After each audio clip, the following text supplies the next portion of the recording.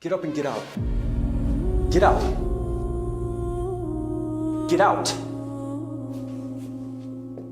I have a question for you. Say Christ is Lord. Say Christ is Lord. Say it. You say Christ is Lord. Get out. Get out.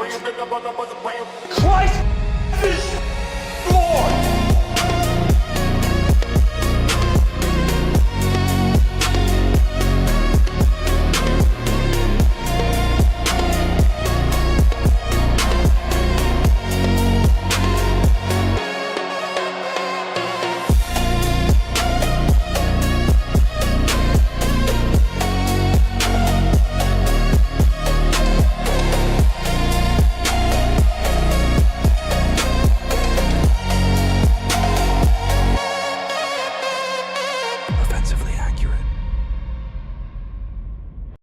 Hello and welcome in to another episode of Offensively Accurate, hosted by yours truly, Atlas Thugged, aka White Boy D-Boys, aka another racially ambiguous Groiper. And I'm here to tell you that Jesus loves you and Christ is King. Unfortunately, there are many other terrible things. And welcome everybody. Good to see everybody in here in studio. We're going to hope that the power chat setting is going to be functional and work correctly. Otherwise, I'm going to go hunt down and choke out the executives who put it together. That is a joke. That is a joke. But welcome in, everybody. This is, we're going to have a great episode for you guys today. We're going to be doing a little bit of debate prep. Inside of this episode, it's going to be a bit of back and forth. We're still going to cover some good stories here that we have coming off the back of what is going on with the Iran war negotiations, taking a look at what's happening in Texas between Ken Paxton and James Tallarico, as well as exploring this kind of locking in and refining process. We're going to view it through the realm and the lens of our good friend. I say that kiddingly. We have mutual respect for each other, but rhetorically defective. And rhetorically defective is basically, by all definitions, has been crashing out. I said chimping out just to be funny. So rhetorically defective has been chimping out all over the timeline today because of the way that I responded to one of his kind of disagreements to my tweet yesterday. And so much so that Tom Foe is getting in there. Tom Foe is getting some punches in. It was basically like, imagine a very skinny, wimpy guy in the corner of a jail, but everyone in there is groipers. Well, I started, and Tom went second, and then third, and fourth, and fifth, and sixth. And I got to be honest, I'm kind of surprised by the way that RD has been reacting on the timeline. But what is up, everybody? Joshua VanDerNoord in here, Hippocratic Oath as well.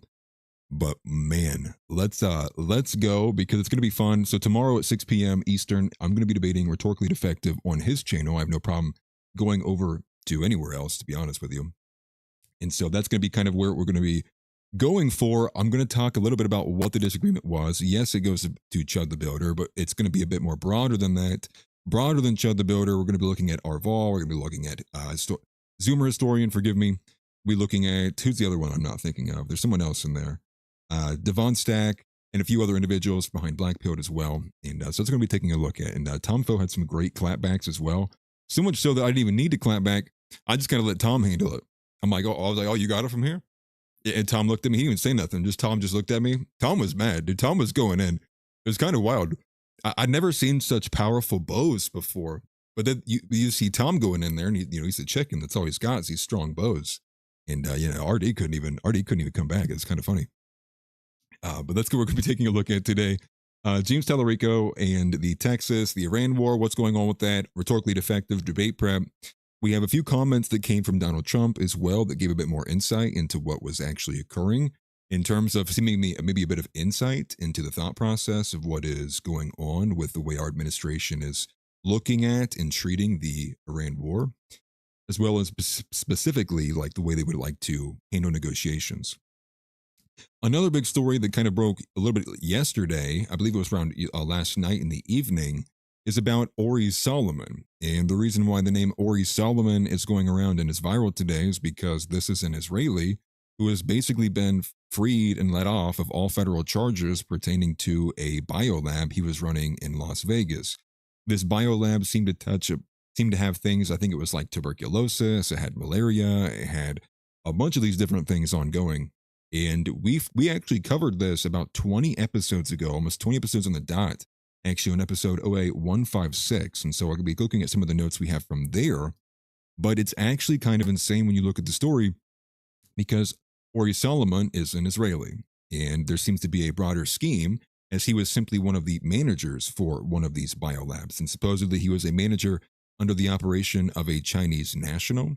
Now that gets into a bit more in the weeds, but just focusing on Ori Solomon, when you pay attention to Ori Solomon, if you go down his track, not only was the prosecutor bringing the charge against him Israeli by the name of Segal Chata, the judge who had initially actually said to not pursue charges and also releasing him, it was also Jewish. So we covered a lot of this, but now the news story today is that basically everything has been dropped. But as far as we were covering the story as last time, he was still facing a singular state charge. That must have also been dropped, because all of the coverage right now about Ori Solomon is he is free to flee to Israel. And I can't imagine them letting him flee to Israel if he's still under a state charge or still had a state charge to serve. And let's be honest, you know, everyone, not to go full into the Chud the Builder stuff, but just think about that. Chud the Builder is currently right now ongoing a much more insane and nitpicky and obviously, I would say, delusional court process right now, to the tune of what was $1.25 million bond that was reduced to $1 million. When you think about that, now you do see that Chud the Builder is ultimately going through much more of a pain of a process, has the chance to actually be sentenced for something that, even on the most minor scales, like that's nothing comparison to a guy who is a part of a scheme, who's not even from here, who had multiple passports, you know, France included, and he ran a biolab engineering and dispersing chemicals, some agents of which we don't even know because they weren't labeled, and he just basically gets all charges dismissed. Not surprising in the slightest, and I think one of the quotes from Owen Schroyer today was, imagine if this guy was from Iran. We would not be hearing the end of it. It would be, oh my gosh, look at the terror. And I think that's a very obvious way to look at it. But I think the bigger story in there is not, it's not like, well, what if he was Iranian? The bigger story in there is that this is the process. This is what the GOP is. This is what our government is. This is definitionally, Ori Solomon represents the nature of which you will be treated, the way the law will treat you if you are an Israeli, if you are a Jew, if you are, even at the bare minimum, like a Zionist. You will be allowed and be given such massive room for reprieve, such benefit of the doubt. And it's not even that. It's not even benefit of the doubt. It's that basically the system is essentially rendered null. And part of this actually goes into what you would consider, forgetting the term here, but the, oh my gosh, what is the term? But basically the idea of installing people who are of your own tribe, right? This would be like, you know, Trump putting his children in place. There's a specific term for it, and I'm completely zeroing out in my brain of what that term is. But regardless, this is also another major element, which is it's the in-group preference. You also see a lot of this as well that comes from the Indians as well. You see this represented in the tech sector as well, whether it's private or public, or whether it's just tech departments and, you know, that are sub-departments inside of bigger companies. You see this in-group preference, nepotism. Thank you, Zeb. Nepotism. And this nepotism represents itself over and over and over and over again.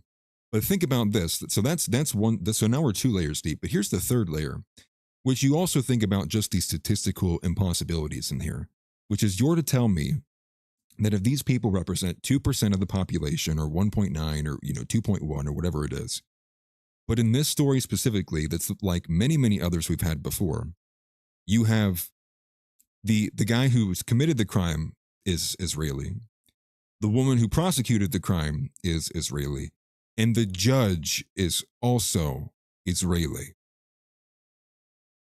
So obviously, Israeli is specific to this case, but if you also look at it, Jewish, you go, so you're telling me the judge was Jewish, the prosecutor was Jewish, the defense attorney was Jewish, and the defendant was also Jewish.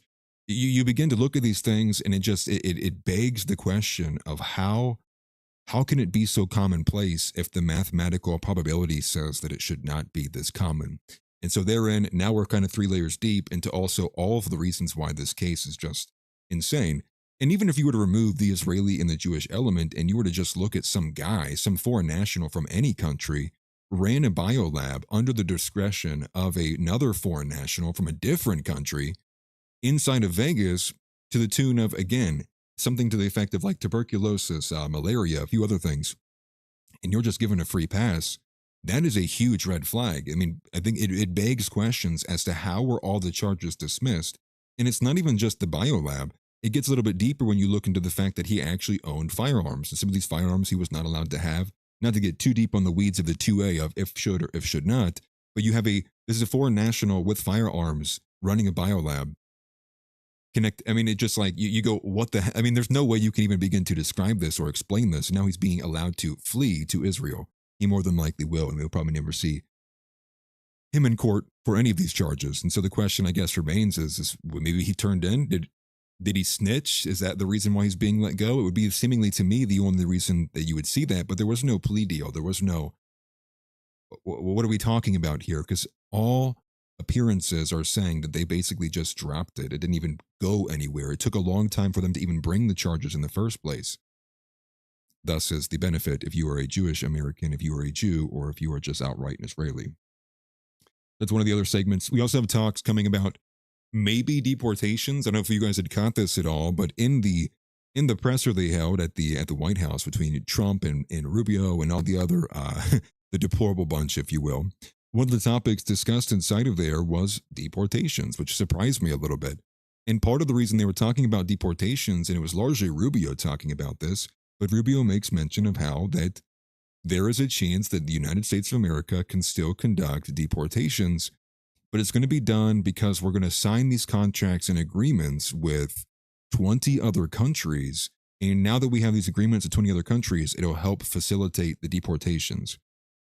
Where and how this even came about, I'm really unsure. And I will be honest with you, that it would have been something to have installed like a year ago, if this is the actual full-blown intention of actually carrying out these deportations.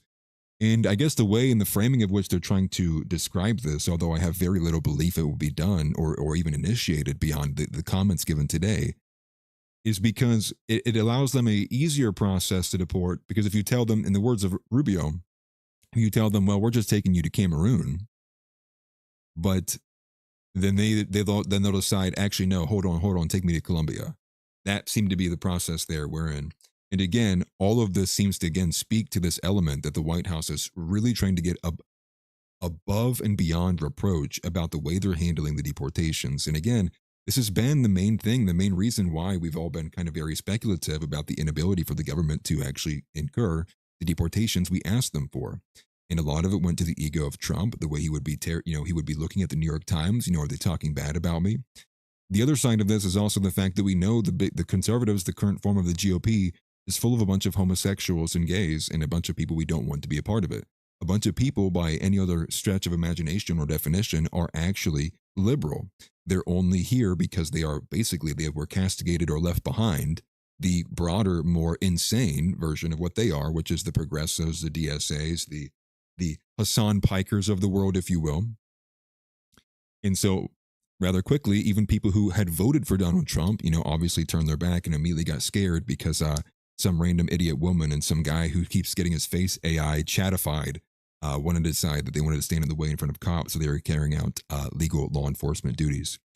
And that was the collapse. And many people feared that. Many people feared early on that Donald Trump is going to cave to the pressure, that people really don't know what it's going to take, that people aren't able right now to visualize what it's going to look like, what kind of headlines they're going to run the New York Times, what kind of photos they're going to publish and plaster Trump's face right next to of like, don't you feel bad about this nine child having Mexican dad who worked 15 years by his bootstraps and he's been to church? Like, they're going to do as much as they possibly can because they're going to pull out all the stops. And of course they will. They're going to paint Trump and everyone else as a bunch of like evil, disgusting people, like they already have been, but even more so in the lens of look what they're doing to your fellow citizens. And it was not even a long-lived event. It was very short-lived. It was like we tried it in Minnesota and immediately folded. And next thing you know, we were basically asking, where are the deportations? Not going to happen. And so we'll talk about that in a little bit. There's also the fact that Donald Trump tapped Pam Bondi to be she's going to be on the White House AI panel, which I thought we were done with Pam Bondi. Maybe I just must have got something confused. And now apparently they're running a story, which again, I hate saying it this way, but I really don't trust anything anymore. Now what's being ran and being reported is that during her time away, she was actually dealing with thyroid cancer. And so now it seems to be that now we're like, no, everyone feel bad for Pam Bondi. No, don't attack her. She has cancer. It seems to be, that's kind of my guess at it. And I hate to be so cynical, so pessimistic, so unbelieving, but I am rather tired of being mind-effed by all of these lies, by the fog of war, by the obfuscation. And so my intuition is telling me that this is done in a way to help it massage in Pam Bondi coming back to MAGA. And I don't understand even why they're even trying to run this. And maybe they think they can off the back of winning against Thomas Massey, that maybe even Trump is high on his own perfume, because they beat Massey, this must be a sign that MAGA is actually in a better spot than what he thinks it is. So now the time to go bring in back Pam Bondi. I'm sorry. And even if it is true, like, I find, like, why are we using that story? Like, we're still judging her by the actions that she's done in the administration. And I swear on everything I love, if we start running this Erica Kirk bullshit about you can't say anything bad about Pam Bondi because she has cancer, I'm going to crash out harder than RD did earlier today. I swear. Because that's what it feels like to me. It's bubbling up to go, oh no, but maybe she was like, maybe she said everything about the Dow because she had cancer. She couldn't think straight. I can see it all right now. I can see all of what they're going to be doing to try to actually massage her entrance back in. And I would also say inside of that, there's a little bit of a fear element, because that's not the only announcement in terms of AI that was made today. The crazy thing about this is that there's actually, like we've covered before, the FBI and DHS, all of these different categories and subcategories they have for extremist or terrorism or terrorist threats or things of that nature. There was a new anti-tech violent extremism threat category that was added today. And that seemed to come from the DOJ, or actually it was the DHS who had pushed this. And so therein, you see this, and like we had talked about with Peter Thiel on the Catholic episode, when the Catholic gave his encyclical, talking about needing to slow the progress of AI, the advancement of the technology. Well, doesn't that line up with what Peter Thiel's position is? Is that anybody who's against the advancement of AI, or anybody who is actively pushing against the development of AI or the progression of such, is actually like, that's their, in Peter Thiel's words, that's alike or similar to the manifestation of the Antichrist. Peter Thiel saying, these evil Luddites, anyone who would be pushing or proposing or even being privy to the idea that we should not be advancing AI 110% full speed, must be someone who is evil. And that seems to be, this is kind of the way that Peter Thiel is defining it. And so therein, you follow that a couple days up after the Pope gives his encyclical. Now the government responds by adding an entire category for people who may potentially be against AI. And it doesn't stop there, because in addition to being against AI, it's also talking about people who are against data centers. So I think there's going to be two things, and they're a little bit different from each other, because I do think there is a growing group of people, especially if you've been on TikTok at all, that are rather adamant about their not wanting these data centers. And that's a little bit of a debate that I've only been privy to on the surface level. I know that people have been having a much deeper debates on different platforms, across X. I need to spend time looking at data centers, but they're already kind of getting ready. They are preemptively ensuring they will have a way to assign you as a domestic terrorist, were you to get too spicy with the way that you actually would speak about AI, were you to get too spicy about how you feel about the data center being entered into your area. And so I think these things are, people do need to be very careful of. And I almost kind of read that when I read that story and I saw that, it almost made me feel like, why are we even scared of JD Vance? This makes me feel like Palantir is already in control of the government. Palantir is already steering that. This is a Palantir talking point. And again, think about how insane that is, that you have an anti-tech violent extremism threat category added before you just have a straight up a transgender violent extremist threat category. Now there's leftism. Leftism's a threat category, but not transgender. It's like, we could probably add that one as well too, and have a specific category that looks at the way that transgenders typically kind of fold in on themselves and go nuclear. Would that not seemingly be, given how we've had many, many instances of it? So you begin to think, where even has there been a popularized instance of someone threatening, jihad against AI development, or threatening some kind of terroristic element because of a data center? Perhaps there has, but at least it's not been brought to my attention, at least not on a national scale, at least not something I've seen go massively viral. So it begs the question, why? Why this and not the other? I think you would already have some ideas of what would be on the other side of that answer, but still, it is very concerning to see the direction that everything is kind of moving. And again, you also think too, like White House AI panel coming seemingly out of nowhere, but to be expected given the fact that AI is becoming, it's becoming much more prominent. And like I've been theorizing and predicting a bit too, is to say that I do think that, again, I've said this about 2028, but even more so about 2032, there is going to be, like, I do think there's the prioritization of what issues are, you're going to see watch as AI rises through the ranks and will be close to the top of issues that people are caring about. And if anything, I would imagine perhaps if there's some kind of major event, perhaps there's some kind of labor event with human labor in the reference to AI, or there's an AI bubble of some kind that results in some kind of economic fallout in some scenario. What you'll have in 2032 is a candidate will probably find a way to make their candidacy about AI. They'll be like the AI candidate, much like how Andrew Yang is always remembered as the UBI candidate, the guy who was too progressive for even for the progressives, someone who is kind of a little bit ahead of his own time. Not to say I fully endorse Andrew Yang by any means, but I do think that if you were to enter an Andrew Yang today, those arguments would make a lot more sense in relevancy to what's actually happening and ongoing.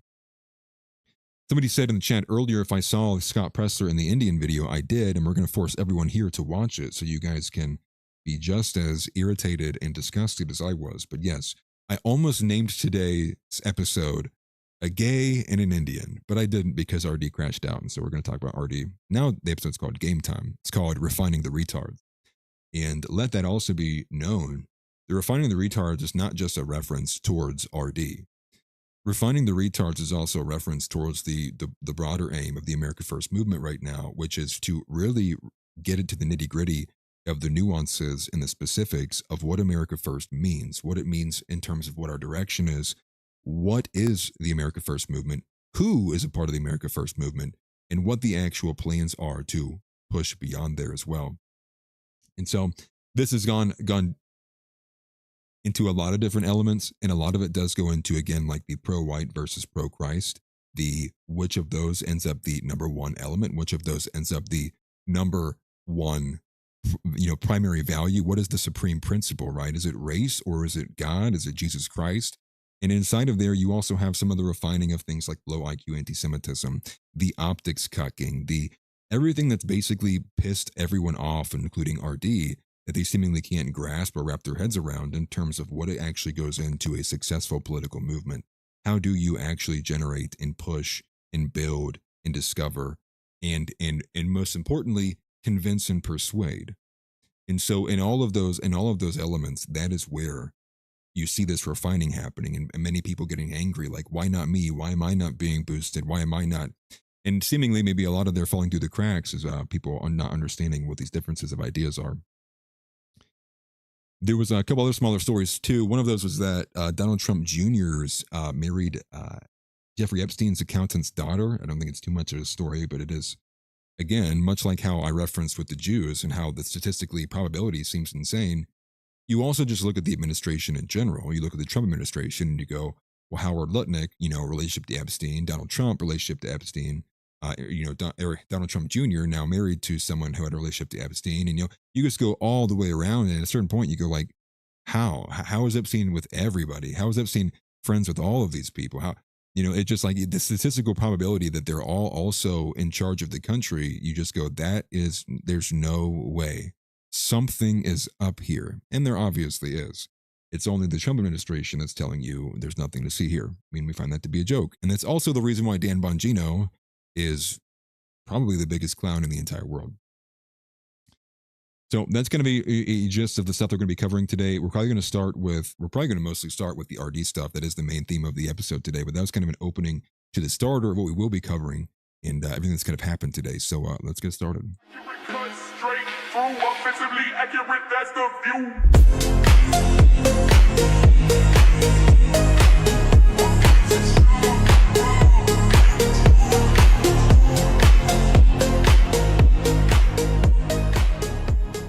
Alrighty. So let's hope the power chat doesn't go out again. Either way, we'll fix it if we have to. You can even see right now multiple notifications. Let me go ahead and put my glasses on so I can see. Lord have mercy, my eyes are terrible. And you can probably see all these notifications are probably in still relation. Artie's probably still spamming in the chat room as we speak right now. And he tagged me like multiple times, even afterwards too. I didn't respond to some of these as well, but it's just been going and going and going and going and going. It might be an easier way to actually go through this and look at what's actually being said here, but going through the profile of mine first. And so we'll start here. This was the tweet, and this was not the tweet. It was this tweet from yesterday that I had when I said, I like how the expectation is that everyone can shit on Nick and he's supposed to take it. But if he responds to it, he's a chaos agent or it's some other bullshit about preventing unification. Yeah, he won't let it go after Tom Fo ratioed him. I know. Tom ratioed him, I think, like 5 different times. And he never was able to ratio me. So here he is right here. He comes in, he says, he does prevent unification when he throws people under the bus. If he's pro-whites, why doesn't he have support of pro-white groups, especially ones that create their own white-only communities? And then I said, throwing people under the bus is a wild way to frame disagreement, which I think it is. And I don't understand the latter argument, because if RTTL is a pro-white group, why doesn't he have the support of all pro-white individuals? But again, we find the crux here to be race and not Christ. And over and over again, I think RD has kind of really shown that to me. Is I know he's an atheist. I don't know what his real kind of position is on Christianity beyond what he said to me, which was when we were on the Focus Trip stream. But I mean, the extent of what he said was, again, like I said then, evangelical nonsense. There was something to the effect of he can be Christian, or no, he can help Christians and he can help advance Christians while also not being a Christian. Which again, it's like, what does it even mean? What does that look like? And it's also wild too, because then the people he keeps going up against that are telling him like, we don't want these ideas, we're rejecting this here, is because he keeps butting heads, seemingly largely, with a lot of the Christians, a lot of the Christians, at least that I follow on this side of the space. And again, the argument here, if he's pro-whites, why doesn't he have support of pro-white groups?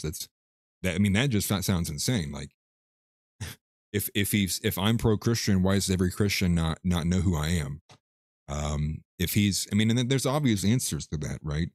If he's pro sports, why is he not a fan of every team? If he's pro, it's just like there's so many other smaller ways that you could dissect that. It's just an extremely weak argument. So the idea is if I'm pro-America, that means every American should be behind me. That is patently retarded, because it's not a single issue. That's maybe the problem here, which it's not a single issue. Nick is not a single issue. America First is not a single issue. Can someone find white in America First? Someone tell me, can someone give me the latitude and longitude coordinates where it says white in America First? That's right. It doesn't exist. J.R. Williams says, what is RD's position? He seems to just criticize everyone. Unsure, actually, beyond A-logging, really. And hopefully we can get a bit more of a stronger understanding of what his ideas actually are, his propositions. And I will admit, I'm not as familiar with RD as seemingly everybody else is. My only interactions with RD has been on X since we had the initial debate on Focus Trip stream. So I probably will be watching a few of his videos tonight, his own videos, but we have a good one that was sent in by Mr. Moss by the Agad, which looks at RD and basically points him out to be a grifter. And so we'll react to that video here at the end, towards the end of the stream. I want to get into some of the mainer stuff, more main stuff. I don't even know how you say that first. And this is kind of where it started. And I thought I was being pretty genuine here, and I'm always genuine, but I thought I was being rather charitable here, which is to say, like, I think this is an insane way. And that was the real crux of it here, which he kept saying this. He said he throws people under the bus. But throwing somebody under the bus, like Tom backed me up on, comes with the implication that it's like you're on the same team, right? Throwing under the bus, typically in the most commonsensical way that we would understand it, is that you are on a similar team, and you, so you don't suffer a team punishment or so you don't take any heat, you deflect towards the person who actually did the thing that everyone's in trouble for, right? This is the same way that people are like, well, is Pam Bondi going to be thrown under the bus? And it doesn't even mean that they're friends with each other, which is what he says later on. So let's go to a few more of these here. And here he goes. He says, hold on. Are you saying Nick simply disagreed with Chud the Builder and didn't throw him under the bus? I responded and I said, that's exactly what I'm saying. I find it actually insane. You keep saying throw under the bus. It's disingenuous framing. And great on dropping your other points too, which you see how all of a sudden, no response to this nor this, just going back to the very top. It's the framing here. And then he says, and this is where he starts really crashing out. He goes, I don't enjoy having a convo where we can't even agree on reality. You seem to thrive on it. Your talking points don't hold up. Now, I want to be very, very honest here. What is insane is that anyone here in my audience knows that I am maybe one of the most pragmatic and practical people in the entire space. I am one of the most, I actually move away from idealism as much as I possibly can, because my main focus, if I'm looking at the application of our ideas, is the pragmatics. It is the logistics. It is how is it going to happen? It is taking what people say and looking at through the lens of how will we get what they are saying in action? And that's how I come off very pessimistic a lot of the time, because I view a lot of the applications, especially from a lot of the ideas from the Wignets, to be not pragmatic, to be lacking in understanding or be irrespective of the current situation or the current political ecosystem, the current social structure. And I talked about this on stream with Foulball yesterday to some length, but it was to the effect of this kind of idea of how, a lot of what seemingly it feels to me is a lot of these Wignets, their position is like, if I just drop the hard R loud enough, or I say it enough times, that it will finally awaken the average normie to like what they really want to be doing, which is they also want to be screaming the hard R, and they also do want to be yelling at black people, and their true positions actually are they're Wignets and they don't know it. And I find that to be literally insane. And that's part of the reason why I'm so for the optics cucking. It's why I'm so materially against what they want to do, what the provocation of what Chud is. Not that I'm against Chud wholeheartedly, and like I'm pro his self-defense case, obviously, we've talked about this. But again, the provocation element of it is what I disagree with. I find it to be low class. I find it in the same vein as like, instead of lowering ourselves to what black people do, we should find a way to solve it the way white people do, which is overcoming by rising above, being better, being excellent, not lowering ourselves to the standards of which we see the two-tier systems operating in. It is not to say I want to see anything bad happen to Chud. I think what's happened is terrible, and he's a representation. Unfortunately, he represents being a martyr in the current situation, the system that we are in. But this is just incredible to me. But he goes on, he says, your Naxalt fallacy should be ignored because of how bad of a point it is. Nick threw Chud under the bus as always, and people are tired of it. And again, the framing of throwing under the bus was what was insane to me. So at that point, I quoted it because I figured we were going to get into a reply battle. So I did, and I quoted it, and it was this one. I think it's one of my last tweets. And so this is what I said. I said, this wigger keeps saying Nick threw Chud under the bus, but can't get it through his head they were never on the same team. Nick owes him nothing, just like the rest of this fractured AFU group who keeps demanding he bend to whatever they want him to be. Throwing under the bus is like, if we just look at this, if we just like, we can even use the definition. I don't have a screenshot here, but if we just look at this, right? Throwing under the bus means throwing under the bus. We use the first AI definition that we get. This is on Brave. It says to throw someone under the bus means to, what's the first definition? Betray. How do you betray someone if you're not on the same team? Right? Right? The second is to blame. Okay, blame. Or sacrifice another person to protect oneself or gain a personal advantage. And here's what they're saying. So now the argument is that Nick threw Chud under the bus to sacrifice Chud so that he can to protect him from what? All Nick has been getting since he took this stance is being attacked by a bunch of what I would call a bunch of low IQ ignorants. Like people like RD, like people like Arval, like people like Dan Kazarian that everyone's been saying, like Jake Shields, like Morgan Ariel, like, and you could keep going. What advantage did this give Nick? The advantage is now the dissident right now for seemingly 3 weeks on end is constantly ankle biting. It's constantly in the replies, in the responses every single day. I'm sure Artie's going to stream about it today. And if he hasn't already, I'm sure there's 10 more tweets coming from Artie that I haven't seen yet. Going and going. So that's the advantage. That's the personal advantage it gave Nick. I mean, that's just a joke. And so what it says here is it involves shifting responsibility or criticism. Well, here's the thing. Nick is not responsible for the actions of Chud the Builder. And also, given the context of the scenario in which Chud the Builder, on a kickstream of his own accord, and also Joshua Fox, the guy who came at him, you go and you look and you go, so what part of that was Nick responsible for? What part of that is Nick should be critical for? It's like, yeah, Chud the Builder and Joshua Fox get into this. Are we expecting the judge is going to reference Nick Fuentes as being responsible for the actions of Chud the Builder? That's insane. And why is that? Because Nick has been outspokenly against what Chud has been doing. He's been outspokenly against the bravado, the wignet. That's what it describes it as, right? This bravado, this chest beating. I'm just going to scream the hard R in public, and that's going to solve the problem. He's been against that. He's been outspoken against that. And people who want to pretend like that is not the case, I don't know what to tell you. But to act like he just came out of nowhere and threw Chud under the bus, and it's not even, you can't even use throw under the bus because it doesn't even make sense. So what the real problem is that Nick made known for the 10th, 15th, 20th, 30th plus, you keep going, time, that he is not a fan of the antics that Chud is doing. So that's where he kind of really gets, he goes deep onto this. It's just like, I just don't understand it. He was very, very angry about it. And then he goes on here, and this is where I think Tom Foe gets more involved here. He says, right, Nick's team is Nick Fuentes. That's different than being on Team White, which is why all the white groups that are on ground making white-only spaces don't seem to support Nick. And again, it's like, I feel like I'm being gaslit. You see where I sent my response? I say, and I say this, we can debate this if you want. So we can do tonight, tomorrow, and it will be tomorrow, 6 p.m. Eastern time. Still not seeing Jesus Christ mentioned anywhere.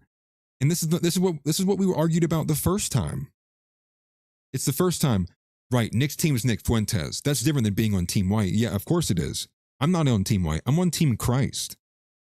And to act as if these things have to be mutually exclusive is like, it is so subversive. But once again, it shows you here. It shows you this inability to either A, recognize that they're not a part of the team, right? America first. Like if you want to be pro-white and that's your only value belief, go for it. But if Christianity is not involved in it, then you're going to get fucking spanked out of America first. Like, I don't know what to tell you. America first is Christian. America first is about America's interest. America first is a pro-white movement so far as it understands and respects the nature of what America is. And it's like, I'm going to start saying that, right? RD is now he's the leader of pro-white. He can be the leader of whatever it means to be pro-white. Team white. And yeah, and we're gonna group up with Arval, and again, it's similar to some of the stuff that even Zeb was saying, that pro-white is pro-Christian. It's like, no, it's not. What are we doing with all the pagans here? What are we doing with all the pagans that are in the camp of Arval? It's like, you got to draw the line. It's like Christianity or nothing. If you can't be a part of the movement if you're not Christian, it's point blank. Sam Hyde said it the best. If you can't say Christ is king, fuck you. And you can act as ignorant to this as you want to, but that is the main crux. And rhetorically defective, I don't care how fucking cool he is with Ortho Bros. You either believe and say with the Lord with your mouth that you believe in our Lord Jesus Christ, or you don't. Simple as. There's nothing else beyond this. Now, and this is now the second time that he's avoided it. What's the prompt you'd like to debate? He won't. Because he knows that is the main issue, but he acts and omits it and just pretends. And I'm not sitting here and saying he's being dishonest, disingenuous, but that's the main reason. That's the main pushback I'm giving back to a lot of this in terms of the broader what it means to be America first. Pro-white, the white racial consciousness is never going to be operable as a mainstream functioning political action group, committee, whatever you want to say. I mean, it's just simple as. And being pro-white instead of America first, as Christianity as the number one value, as Jesus, as what it means to be Christian, as loving everybody, loving our enemies. It can't. I'm sorry. It can't, and it's not good enough. I guess maybe the better point there. That being pro-white inside of that's not good enough. It's that at every cost, at all cost, no matter what's on the other side of that, you have to be pro-white. No matter if and in these situations and scenarios, we are entrenching upon the morality of what it means to actually be living your life as a Christian man. You know, do we seriously, is the argument coming out that like, that Jesus Christ would be like sitting there and being like, thank you, Chud. I appreciate what you've done. Thank you. And even at the bare minimum, you take the race out of it. It's like provoking people to get reactions for the streaming, this kind of version of IRL streaming. I already do find it to be a little bit of low class. This is I don't like it. I don't like it when Johnny Smalley did it. I don't like it when that one Russian guy does it. And I definitely don't like it when, and I don't like it when Chud does it. Chud's not nearly as bad as somebody like Johnny Smalley, because Johnny Smalley actually is like getting physical with people. He's like throwing ramen on the floor. He's like, he's telling these Chinese gas station owners to go, go eat cats or something like that. But it's like, we know what the intention is. The intention is to get, because why else are people watching? People about to sit here and tell me that people are watching Show the Builder to get their political digest from what's happening in the national news. No, the majority of people are watching the same way they would watch Paul Miller. They're watching for an excited, exacerbated, hyperbolic reaction. It is content. Get your bag, get your money, whatever. But these are the reasons of why this is being shunned. The doors being slammed shut by America First, by Nick Fuentes, on these kind of antics, on these kind of the behaviors. RD released COVID. That's funny. Well, and here's the thing. Michael Crawford says, we love Gypsy, though. I watch these guys, too. I would have a friendly conversation with these guys, too. I would be akin to talking to them as well. But just because we have disagreements on the way that I think that they operate doesn't mean that I instantly I hate them and I want the worst for them. That's just such left-wing bullshit, BLM. Like, if it's not one, then the other. Like, it's just like, I'm so tired of people being, I don't know if it's because they're all mind raped or if it's because they're being intentional, but the inability to hold or grasp nuance inside of these more complex political scenarios is utterly repulsing. It is like, I can't explain to you how much it makes me want to crash out, that it feels like I repeat myself 4,000 effing times to only go nowhere. Kevin Levin says, RD said, make me, when Atlas asked him why he doesn't go to church or convert. RD's own chat begged him to go to church to just listen to the gospel. Yeah, I don't remember what the argument was in there, but that's a great point from Kevin. He said something to the effect of, people just do what they're told, or something to that effect. And I was like, okay, go be a Christian. And he was like, well, no. And it was just like for me, it was just a way to highlight how dumb his point was. But I don't really know. And again, despite everything being said, I strive to not make enemies. I hope through all of this that perhaps maybe I can have RD see reason, and RD can become a Groyper, and he can see the vision of America First. And perhaps it does shake him from some of his political priors.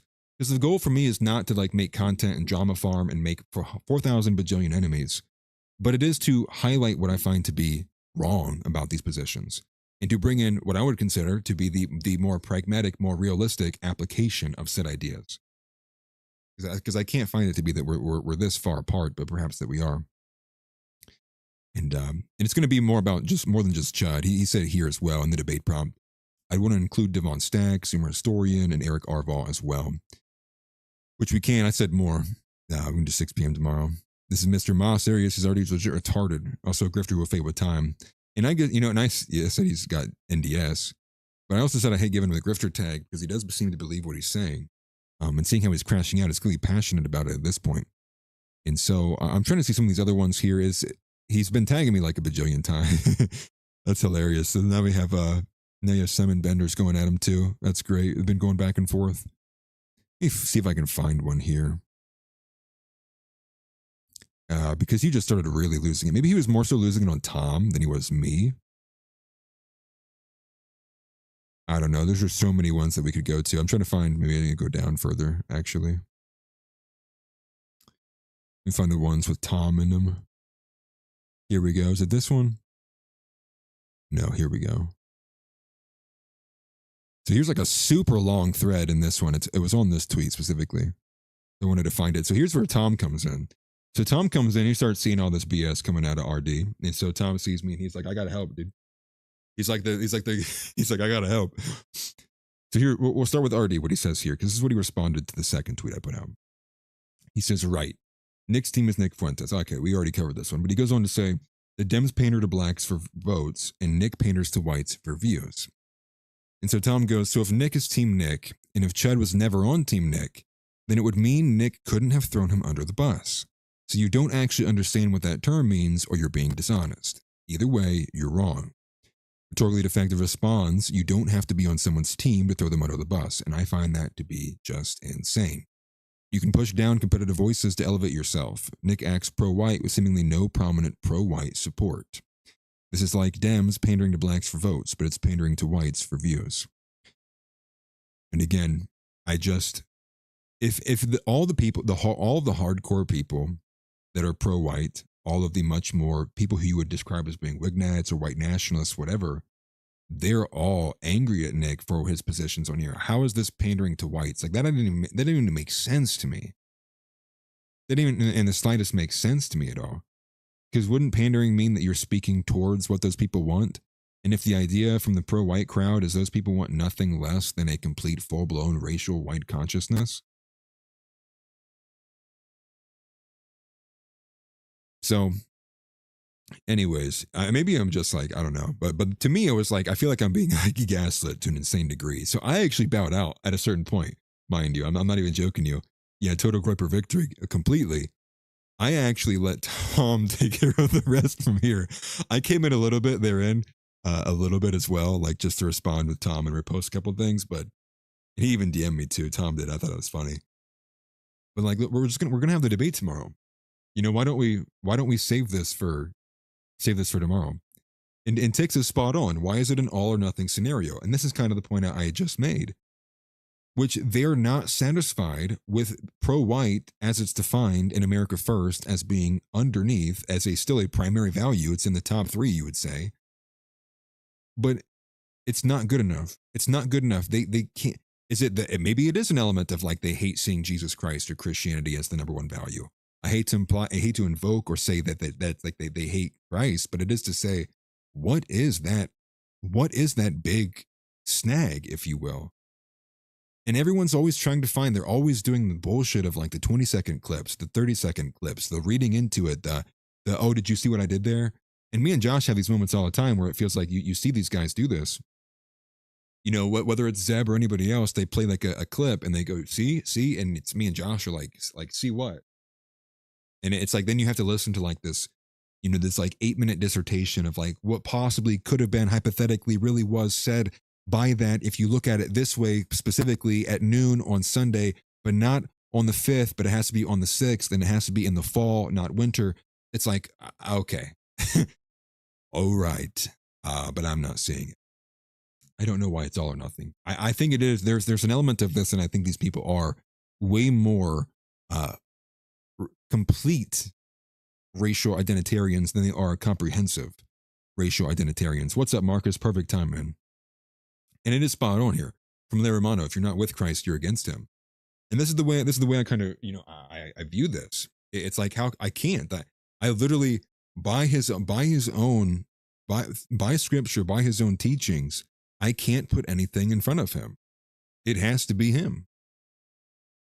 And so what you really might have here is that the America First movement, the Groypers, are made up of Christian nationalists who have a robust and comprehensive white identitarian worldview, whereas RD is a not just a white nationalist with a simplistic white collectivist identitarian worldview. And I think that's kind of the difference there. Whereas I think you see less of the collectivist element inside of America First and a lot more of the collectivist element inside of the Wignats, inside of the just more pure white nationalist. And that does seem to be a bit of a difference here, you know, and I think there is an element of this because what's the forward prescription from Nick to young men? It is to be something. It is to be elite human capital. And that is an individualistic worldview. It is telling individuals to take upon your own destiny amongst yourself You enact your own world vision. You are in control of your own self. You do it. Where the collectivist is, where it seems to be more like Arval and Devon Stack and like Rebecca Hargraves, is like the focus should be on we collectivize, we group together, we move together. No one gets to no one say anything, even if they're completely wrong. No one say anything about your white brothers. We hold it down. A kind of blind white collectivism, and that does seem to be major differences here, especially when you're looking at what they are telling their audiences to do. And it doesn't get much better here. So Rhetorically Defective says, for some reason, when Nick says he's pro-white and the other person's pro-white, it seems like he's throwing Chud under the bus when he specifically tells no one to donate to him and mischaracterizes what he does. You're admitting Nick isn't on team pro-white. What? And it's like, so is that the collectivism showing itself? So Nick disagreeing with Chud means he's not pro-white, but that's the collectivist argument. That would go into, you're not allowed to attack anybody, like point blank blind collectivism. And that's what I mean. This is kind of what you see from the left, which is they might eat their own, but they also protect their own. They protect the radicals. This is another concept that me and Falbal were talking about yesterday. And Tom says, didn't realize Chud was the arbiter being pro-white. Not like there are pro-white people who might disagree with him. And it's like, that's the heuristic. It was born yesterday. Now the heuristic that we've had this for years and years and years, what it really means, our strong and tied in, our archaeological, historical measurement of what it means to be pro-white is, do you agree with everything this streamer did who came around a year ago? Whoa. It's like, what are we doing here? To me, it just came off as so insane. And to be honest, it really doesn't improve from here. It stays inside of here. The one I would really like to see is if I can find it again. Here it is, right here. Say the under the bus line for the 7th time.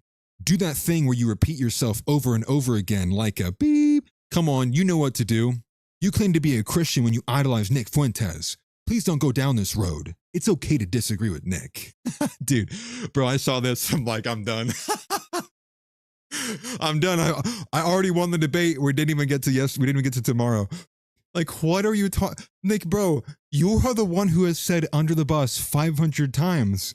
Are you kidding me? How many times did he mention it? At least three. And because me and Tom responding back saying that we disagree with his usage of that, he's like, yeah, oh yeah, say it again. It's like, bro, it's like, I feel like I'm arguing with Jasmine Crockett right now. And so me and Tom were messaging back and forth, but I'm like, bro, this is him chimping out. Like, understand the guy who's supporting Chud the Builder is chimping out on me and Tom. like I was just like, how ironic. How do you get this situation, oh, how the turns table, right? The famous line from The Office, from Steve Carell. And he does the whole Ellie Beth Stuckey routine. Oh yeah, you're a Christian, but you support Nick. Huh? What a Christian you are. It's like, bro, are you gay? Are you actively like slurping level homosexual? Are you kidding me right now? And once again, Rhetorically Defective's not Christian. Brother, I don't care what you think is a good Christian or not. You and James Lindsay are at the same tier telling me what it means to be Christian. Are you kidding me? Why don't you take your big old scimitar and go spin around on a sidewalk and record yourself doing it and go post it, because that's who you are right now. And you know what's funny is RD doesn't like James Lindsay. Well, RD, you are being like James Lindsay right now. Oh, you came to be a Christian? Well, take it for me. Take it for my secular self. Take it from me, admitted atheist. Let me tell you what it is to be a Christian. It's like, I hate having to do this, but RD, who the fuck is we? Who is we? Who is the we here? And it's like, who is he to be the leader? It's like, bro, you're not even on the team. Bro thinks he's on the team. Bro, get off the bus. The short bus left 5 minutes ago. Now you need to call your mom. Get away from us. And it's the same. And it's like we've arrived at the same exact crux of the argument we had when we had the initial stream where me and Tom basically debated him in Focus, which is you are not even on the team. Until you can say Christ is king, you're not on the team. Kevin 11 says in RD's own members only videos, he talks about degenerate stuff all the time. He's being very annoying. Interesting.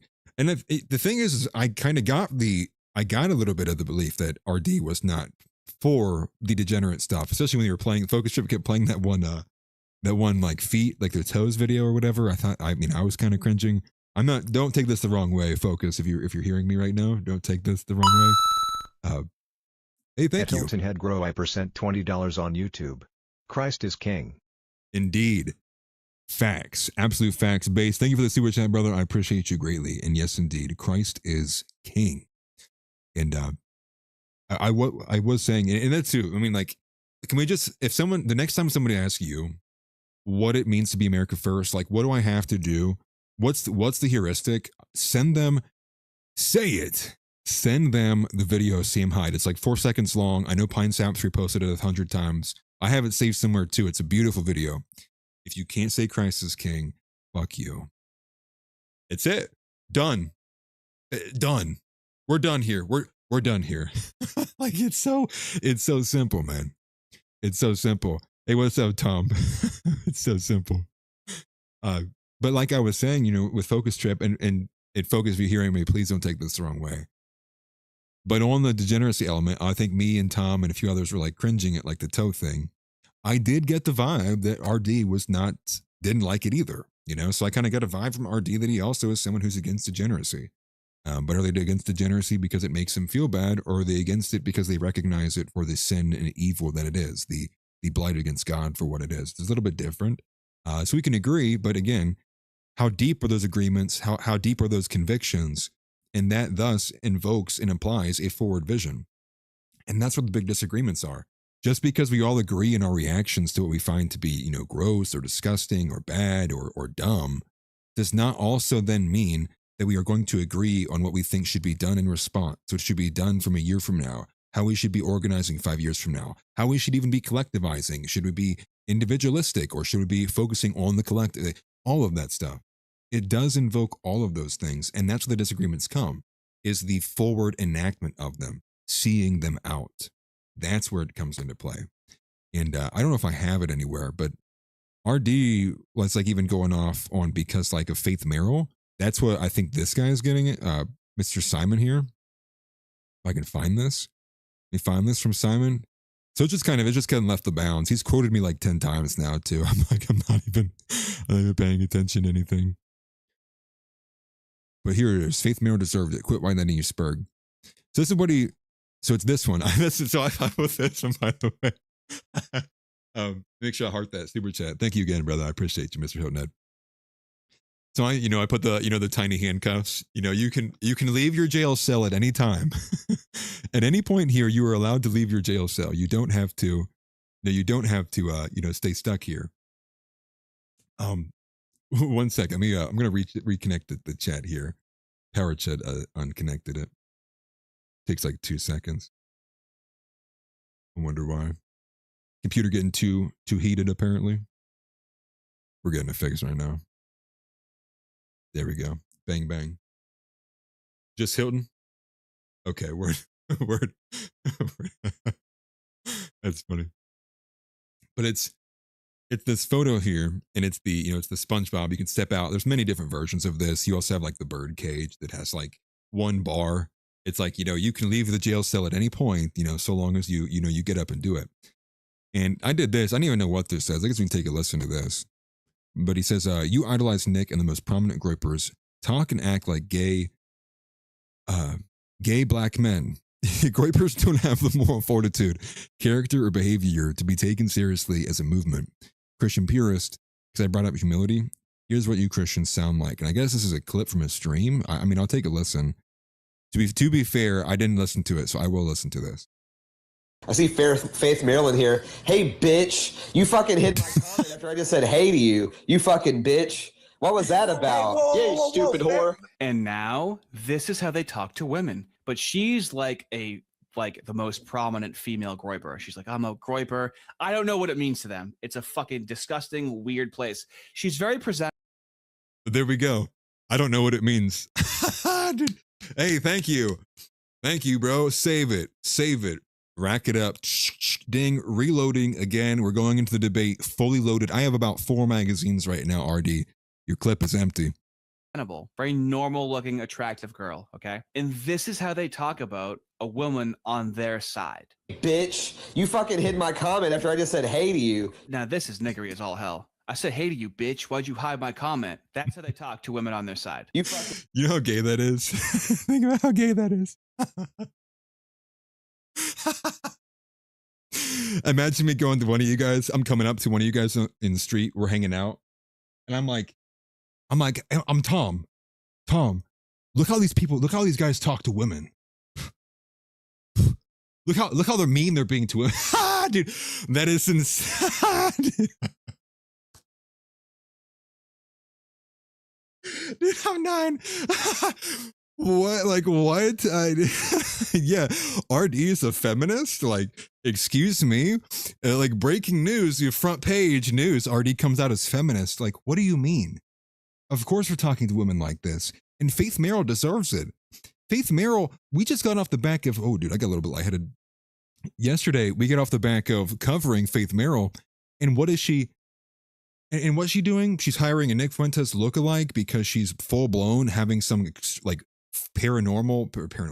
parasocial, like vague posting, and everyone's buying into this like over 2-3 day period of like, is she with Nick? Is he taking photos of her? God answered my prayers. My only prayer is that I get married, ends up in Chicago. It's all, yeah, she got disowned. Nick, dude, I'm here to tell you right now, Nick hated that. I'm here to tell you right now, I know, take it from me, inside sources confirmed, Nick hated that. Hated it. And truth be told, what kind of psychopath does something like that? You can be careful, I might throw him under the bus. All right, fair, dude. Fair, I forgot. Throwing someone under the bus actually means everything, anyone. It has there is no Warren Bossing say. Like, dude, it's so dumb. But I mean, she's full-blown disavowed now. Faith Merrill needs excised out of the movement. The whole thing for her is probably just getting up clout. And I know we covered it yesterday too. It looked like that she was basically hanging out with Morgan Ariel.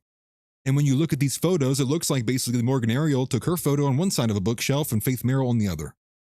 Okay, why is Faith Merrill the #1 grapette even spending an ounce of time hanging out personally, not doing content, maybe they did do content, but regardless, hanging out personally with Morgan Ariel, a notorious A-logger, crashing out constantly, a feminist Jew. I mean, her nose, I can't even see one side of her face half the time. Her nose is so big. Are you kidding me? What did House say the other day? She's selling her used gym shorts on some random site I've never seen before. Like, what are we doing? Bro, just take it to Goodwill. Like, if you really wanted to get rid of it. Like, so all of this aside, he's over here white knighting for this, but he's also so far out of the loop, he doesn't even understand like why the gray person would even have the arguments here. And so therein we find that RD is well below his punching weight. And so let's hear more. Listen how the Groypers treat women. Okay.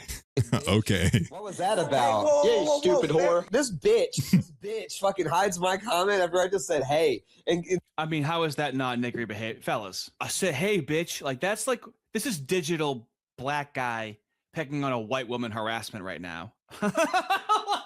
nah. Right. Bro, that's insane. That is insane. So he's going to wholeheartedly defend Chud the Builder, who has had multiple times where he is, he's been in conversation or affronted with a black woman. And that's totally okay because of a black woman. But how dare they say this to Faith Merrill, who's literally doing everything in her power to build as much social clout as possible so she can make money off the back of what Nick has done, and ultimately to serve nothing but continue the simp machine that has existed since I've been alive and breathing. Now she's just doing it in a different format. Faith Merrill represents an e-girl who couldn't be successful without attaching herself to a political movement. That's true of her. That's true of Morgan Ariel. That's true of Amy Dangerfield. You could go down the line. They would be on OnlyFans like Sophie Rain, but they're not, because they're not 10 out of 10s. They're not even attractive women. They have to attach themselves to the ideology, and that's how they get in. That's how they do the e-girl. That's what they are doing. But dude, who cares how Chud talks to black women because they're black, am I right? Okay, well, what you're basically describing, RD, once again, is you are letting it be known. You are without saying that your value set is not revolved around the tenets of Christianity. Point blank.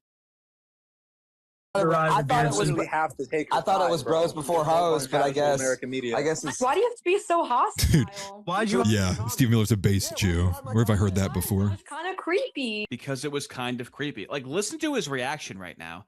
You want this guy dating your daughter? You want this guy talking to your daughter like that? This is how they treat women on their side. Well, I said, hey, bitch. Like, all I said, I literally said H-E-Y. It's not creepy, you dumb bitch. Wow. I said, Yeah, That is kind of really rude. And it's like, this is also like this is the tier of content we're at, where we're reading into the tonation of like a tweet. It's like, come on now, dude. You know, gay dudes say, hey, bitch. You know that this is common language. Girls talk like this too. I've been around girls. I've had friends that had girlfriends that talked like this. Like, they say it all the time. But we're giving it like. But Artie read it. When Artie read it, Beardson was like, hey, bitch. Like, whoa, dude. Like, whoa. It's just crazy. In the context of the tweet, in the context of Now, here's the context of the No, Emily, there's not an opening for a new e-girl. Please, please, please stay just where you are. All the Groypers, thank you for your services to the movement. tweet. And it's not that bad. I agree, Tom. It's not that bad at all. He was being creepy. the tweet, it was kind of creepy. what was the tweet? I don't even remember. I just said, hey. I said that I went to adoration to pray for my future husband, and you said, hey. That's funny, dude. Beef with you. It was just kind of weird. That's objectively funny. WB. W-E. This is unfuckable behavior. And the issue Is Artie speaking as a gay man or a trans woman? I don't know. What straight man? Come on, bro. What straight man hears another man talk and goes, that's such unfuckable behavior? Bro, you're a woman. You are a woman. What are we doing here, bro? This is crazy. Dude. He's probably on stream right now with his audience. Man, Atlas is he's so unfuckable. Dude, okay. Like, great, fantastic. Won't stop me from no, I'm just kidding. That's a joke. Raking my yard when the leaves fall. But this is insane, and it's unhinged, and it's coming from a place that I can't even begin to understand. Like now, to me, it feels like we're reaching, and like what Tom had said earlier, like it feels like it's desperate. Like we're reaching, like we're trying to find new things. We're just trying to find in any way, shape, or form we can paint the Groypers as bad, or like as degens, or black, or in any other way, shape, or form, because we're trying to find ammunition against the Groypers. It's like, Lord have mercy. And here's the thing, bro. If you say as a man, some guy, bro, can you imagine that? Can you imagine your friend like smokes a cigarette, like they're ripping one up. They're right next to you, smoking away. And you're just like, hey, dog, can you stop that, man? That's such unfuckable behavior. Bro, I'd be like, bro, where did that come from? Like, where's this coming from? I'm just like getting creeped out here, dude. That's gross. I guess we got a little bit more. We'll play the rest here. with the Groypers is that they actually are exactly what the left has been saying about them. The left thinks they're a bunch of they sound like white nationalists. Worse, they sound like niggers. That's actually worse than what the left says. Interesting. Wow. You know, so he heard Beardson say that, and he instantly was like gave him PTSD. You know, he was like all of a sudden he was in a loud room, and all they were playing was Lil Wayne. He couldn't escape it. Faith Like, what the heck? We're getting memes here.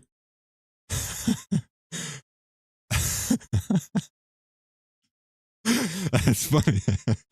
These memes are great, dude. That's funny. He says you're doing it wrong. Okay, show me the right way. Whoa, buddy. That's just so ridiculous, dude. I don't get it, man. I don't get it, but spot on here to this guy. Faith Merrill deserved it. Quit white knighting you, Spurg. He said, I'm just curious. How did she deserve it? You smelly, like, okay. What? like, oh yeah. Like this is what really sells. It's like, dude, come on. It's just like, it's uncouth. It just is. Like, and that's what I said. That's what I said the other day when I was in the Discord, when I was getting angry with just like the direction that the stream had been going with people who are, you know, all the wignets. Because I'm just like, my politics does not boil down to my ability to how loud I can yell the hard R in public. I am sorry. It may be a feature, you know, perhaps I may get close. I may also perhaps say it accidentally. But this is not, obviously it's on X. I don't think this is representative of like, this is how he would speak in public or whatever, but still, this is like the overall, it overall seems to boil down to like, these guys are just getting so angry that I'm not like slapping my knee. I'm not guffawing. I'm not like, like, oh, do it again. Like they're like mad that that's not my reaction when they drop the hard R. You know what I mean? Don't get me wrong. I'm like, there's times where I find it funny. Like when the Burger King guy puts his hat on, it's like, yeah, I respect it. You know, he put the Burger King crown on. Burger King crown on. That was a mouthful. What's up, Focus? What's that, brother? And that seems to be like they will use that. They'll use that to say, see, you're a federal agent.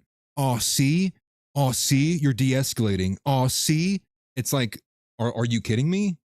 I thought the real problem that we were up against is the fact that America has become a Jewish colony.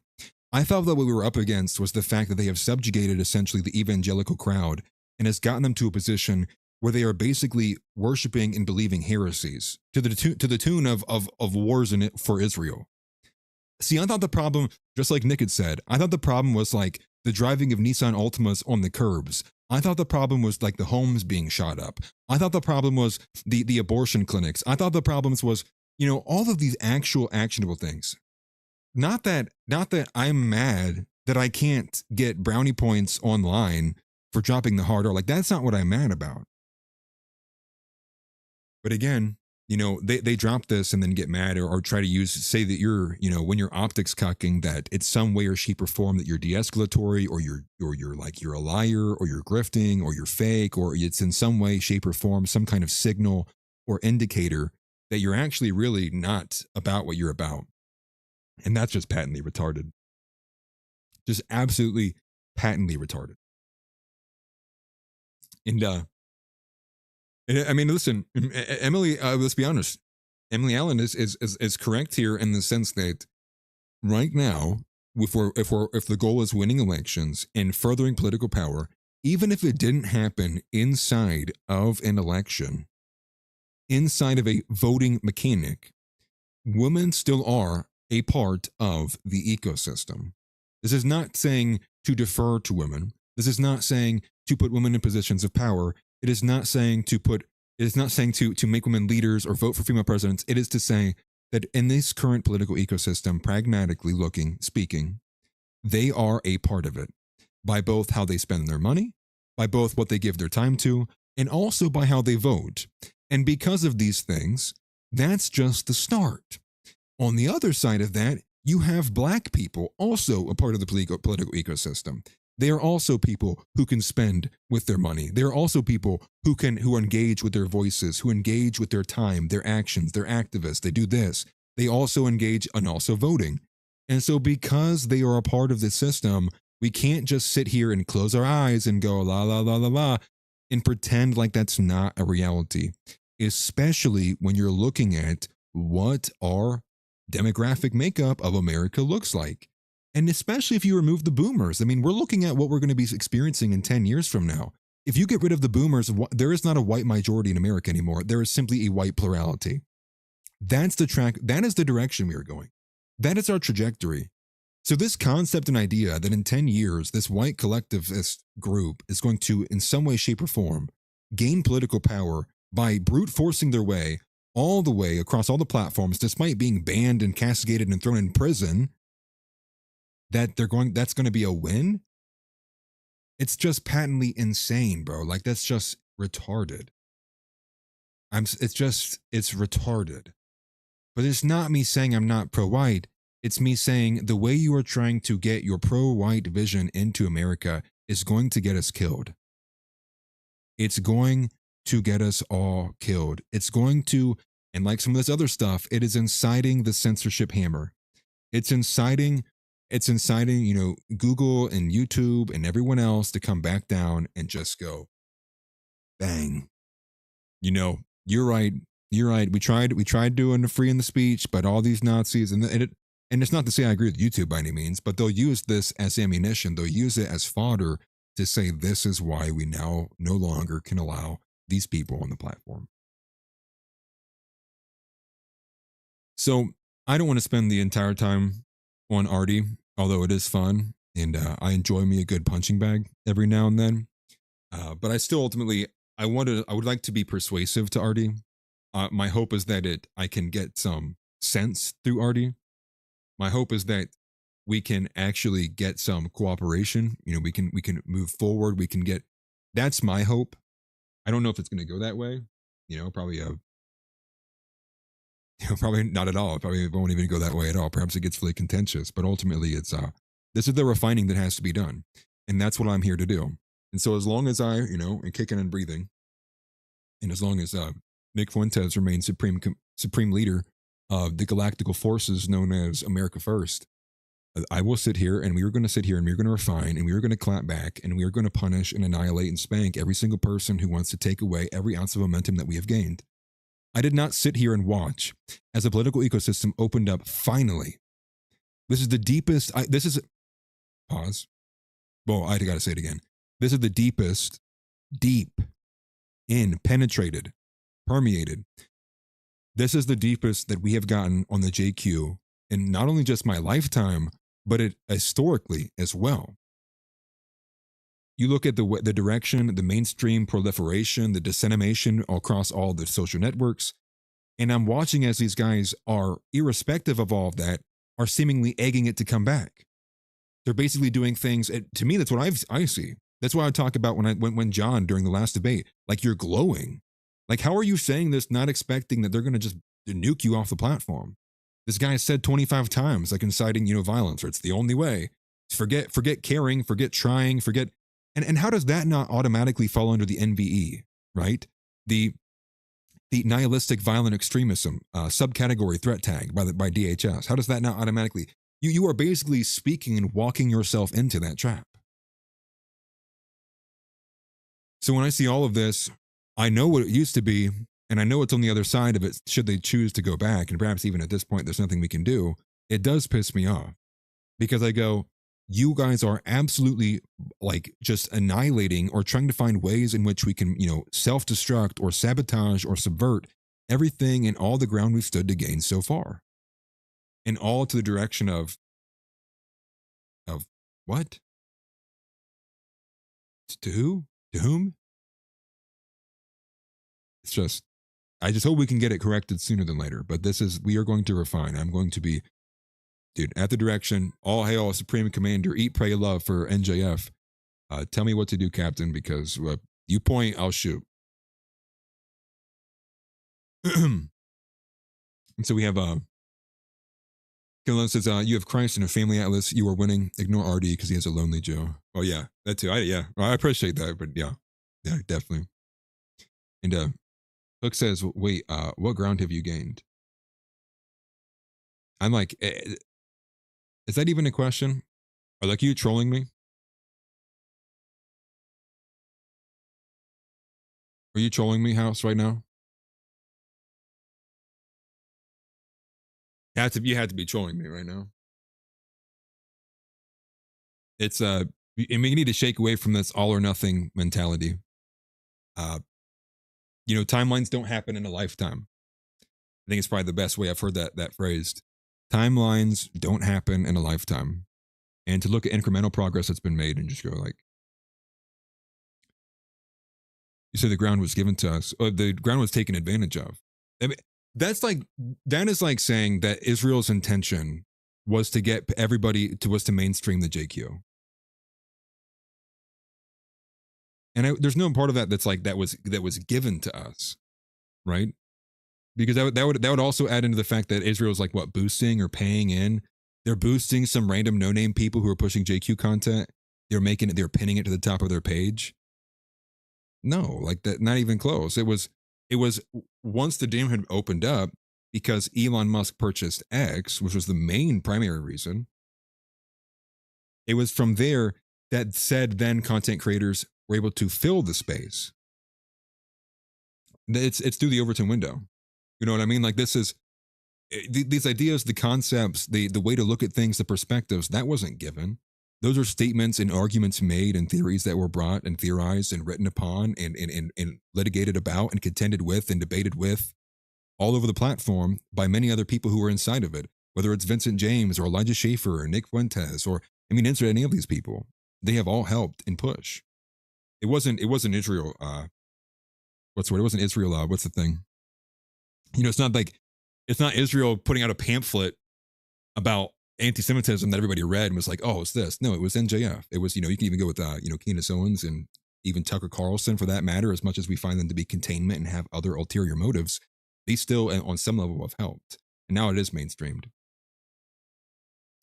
CZ McGee says, talk more so about the demonic spiritual war that's going on. I mean, that's really the only way to really look at it. That's if you were to look at the way that we are. Oh, he just subscribed. Here we go. Subscribed on YouTube. Let's go, dude. Let's go. About time. I'm about to unfollow you for that. No, I'm just kidding. But you are spot on, and that's the perspective that we should have through the lens of Christianity. It is good versus evil. This is the battle that's being waged, and this is the frame that you should be looking at things. And every time you do, you are making a ethical or moral decision. It should be viewed through the lens. It should be, your thought process should be bounced through Scripture. It should be going through what is viewed, what the moral set, what the value standards are of Christianity. And life gets a little bit scarier, though, when you start looking at it from that way, at least for some people, when you're viewing everybody as like, whether they're possessed or they're being guided by their priors, their religious priors to being against Christianity. And I think that the best way I've ever heard somebody say that actually was when Donnie had referenced it to me. And Donnie had said to the effect of, for as long as Jesus Christ has been worshipped, so too has Satan. And I think when you look inside of there, you go like, oh yeah. You're like, oh, that actually makes a lot of sense, actually. And also in that same vein, like with Judaism, for as long as Jesus has been celebrated, he has also been rejected. And these concepts then imply that there's probably groups and connections and people and history and traditions that are all tied to that are all downstream from that connect themselves one after another. And so, I'm sure if you got a massive red string board and you had enough time and you were all knowing, you could probably draw straight lines from what's happening with the Epstein files all the way to, to the Pharisees. I'm sure there's got to be more than one connection like that. And this is what we're up against as well too. And it also implies as well pro positions too. This goes into like the fall of man, right? This goes into understanding human nature. And I see this all the time. You see these different, surveys or questions or people who are like, do you think humans are born good? Well, we as Christians, we know that's not true. We know we were born flawed. We were born broken. We were born in sin. And so when you know what human nature is, and you know the direction of what human nature is, where it's going to take you, what happens without God involved, what humans would do, what their preferences are, their priors are, well, then now if you were to legislate or you were to mandate and you were to do things for the common good, you wanted to bring about a more Christ-like world, you wanted to bring about what was considered good and not evil, well, you would be using a scripture to ward against that. You would be going, well, because man is bad, because man is grasped by sin, we must do X. Because man is bound to be evil, we must do this. And that's the understanding. With that understanding, that is what you use, again, the legislation. But therein, that gets into deeper stuff, obviously, with the separation of, the supposed separation of, state and church and everything else. And that implies, again, why those people hold to those arguments so deeply. It's because they want to keep the government secularized. They want to keep the religious angle out of it. They want morality to be legislated from feelings and vibes instead of any kind of stronger, moral value guidebook, which the Bible is obviously way more than that. But that's basically what it's representative of. And so that's what we should have. I mean, the Bible should be the Constitution for a lot of legal mechanisms, for one, but it should be more so the Bible than it is the Constitution. The Constitution is actually kind of secondary to the Bible. Without the Bible, the Constitution kind of falls flat on its face, hence the era that we're experiencing right now. Hippocratic Oath says, Rebecca Hargrave still debating foul ball. Yeah, he said so last night on stream. I just think that he doesn't have a date set for it, or they haven't figured out a time that would work for either of them. So yeah, definitely pay attention and make sure you're following with foul ball. I'm sure he's going to post about it on his X page. So definitely go and follow him if you have not already. We've kind of ranted on RD. It's actually, I'm like mind blown. I'm at like 90 minutes right now. So I might drop a little bit of the Iran war stuff. I had a lot of stuff here. I might drop a little bit of the Iran war stuff. I'll cover it somewhat. I might save that for tomorrow when we have more. That's probably the best one. That's probably the easiest one to move to tomorrow. Because I will be debating RD tomorrow, but I also plan on streaming a lot tomorrow. So I'll probably be streaming both here and on Kick as well, depending on like what we're doing. So I guess I'll cover James Tallarico. I think James Tallarico is probably a good one. So to reset, obviously we're kind of resetting back to maybe a bit more of a specific story, but to reset here, Focus Trip says, where is the debate? It'll be on RD's channel. He's hosting. So I'm assuming his channel, he's the one that's hosting.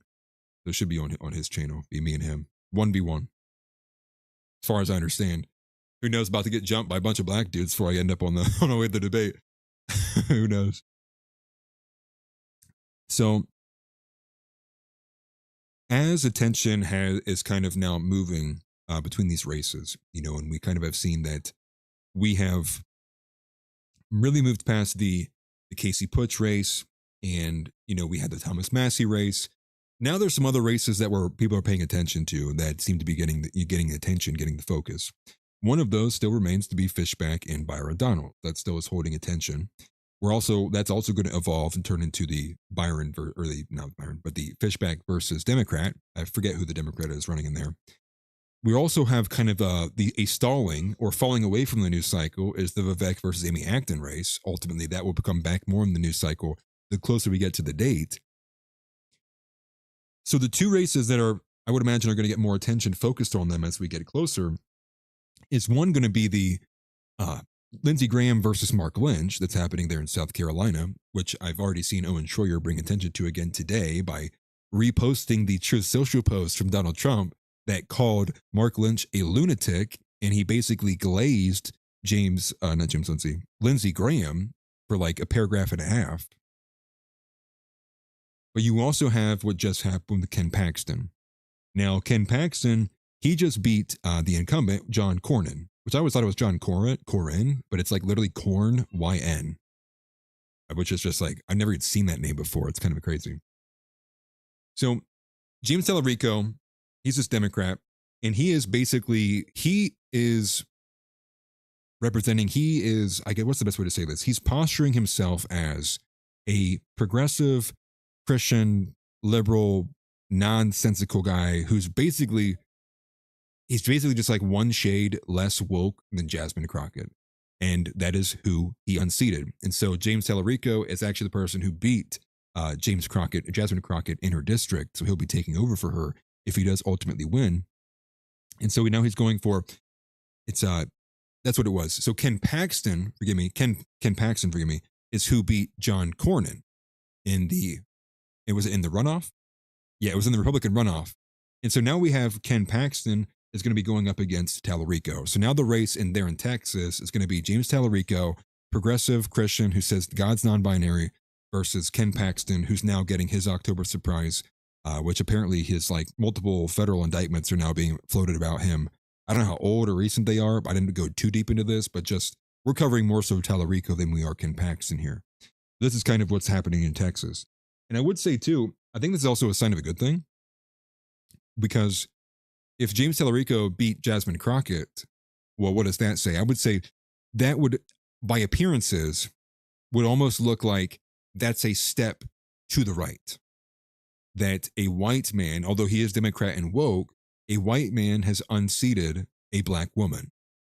So with all of that being said, it's like, I think that still shows you that the overall is still moving further to the right.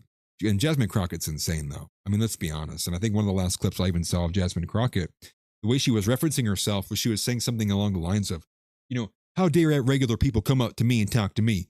She's like, I'm a senator. How dare these regular people come talk to me? It's like, or you work for the people that they're in, that means you're underneath them.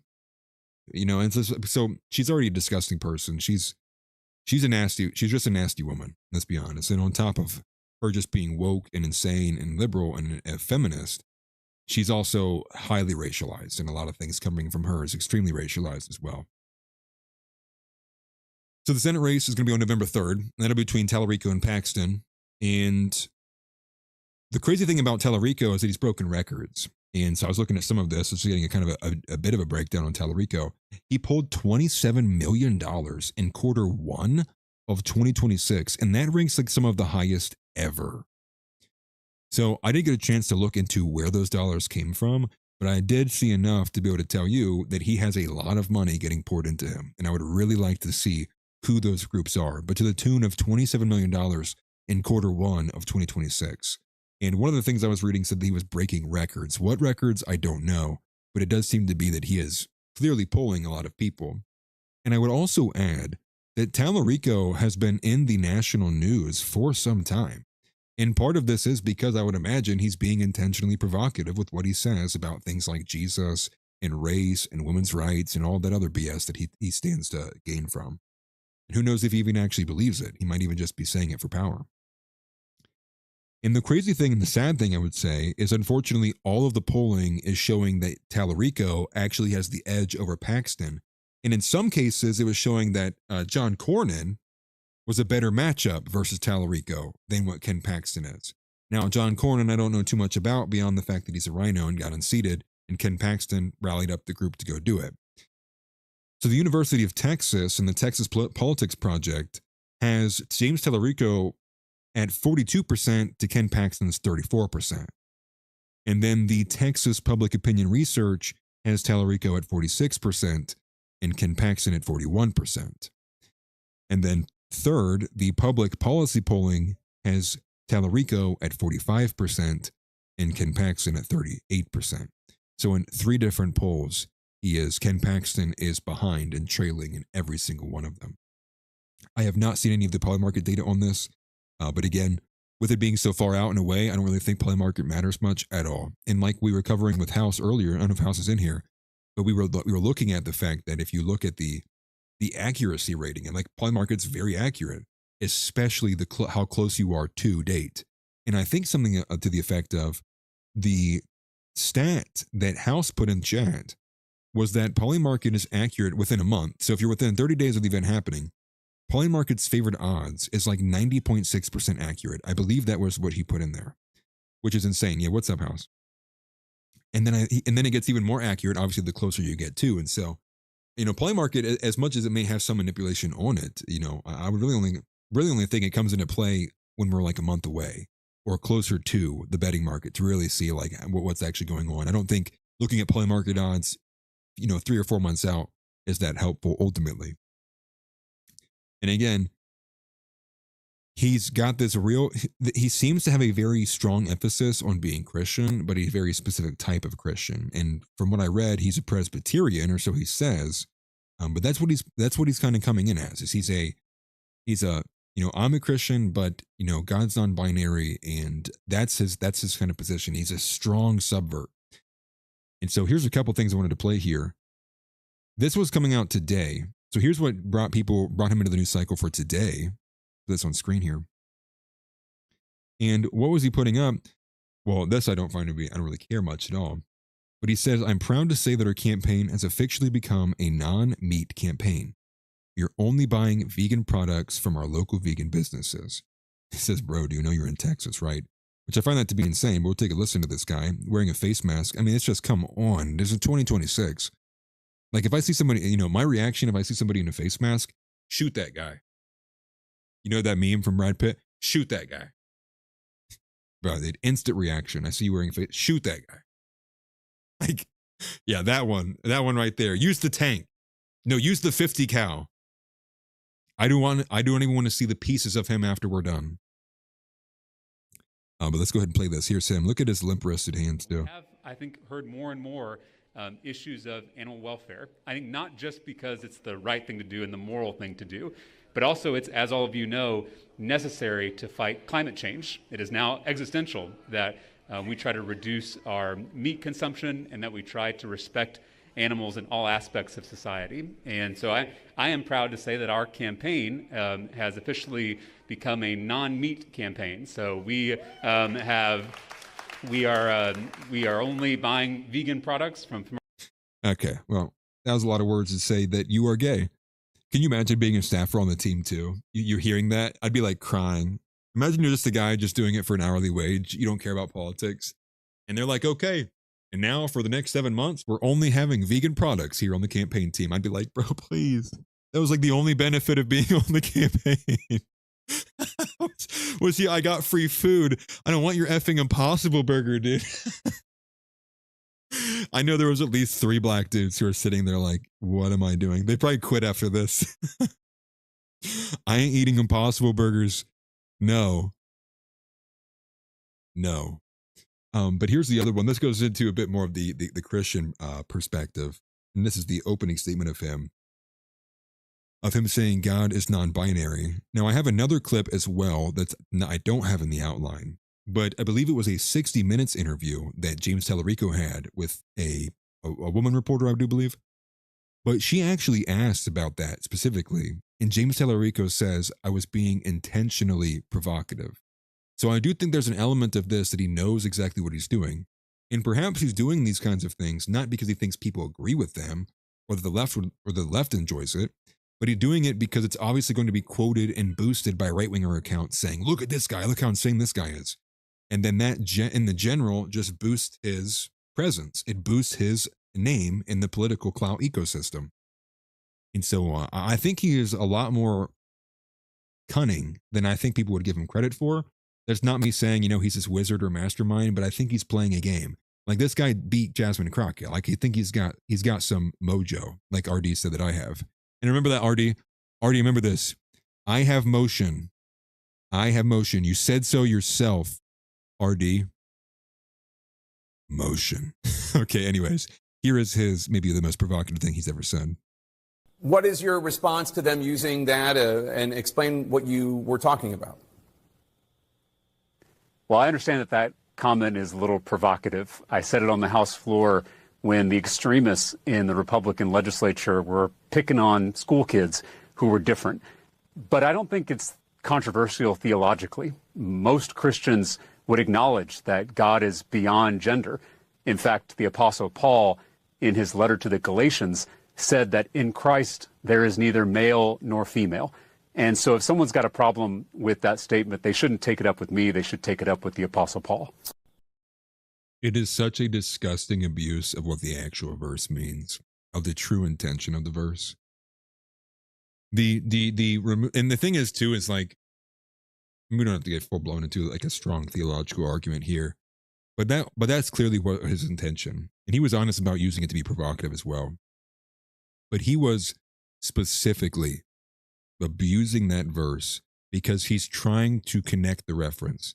And in no way, shape, or form does God honor or look kindly upon transgenderism, transgenders, or the mutilation of children's genitalia. That is quite literally some of the most evil shit ever uttered at all. And this guy honestly needs to repent. This is some of the worst, right? Like, it's one thing for someone to say it's honestly, It's one of the worst things you can do because it's straight up blasphemy. Because one of the worst things, it's actually worse for you to pronounce and admittedly be a Christian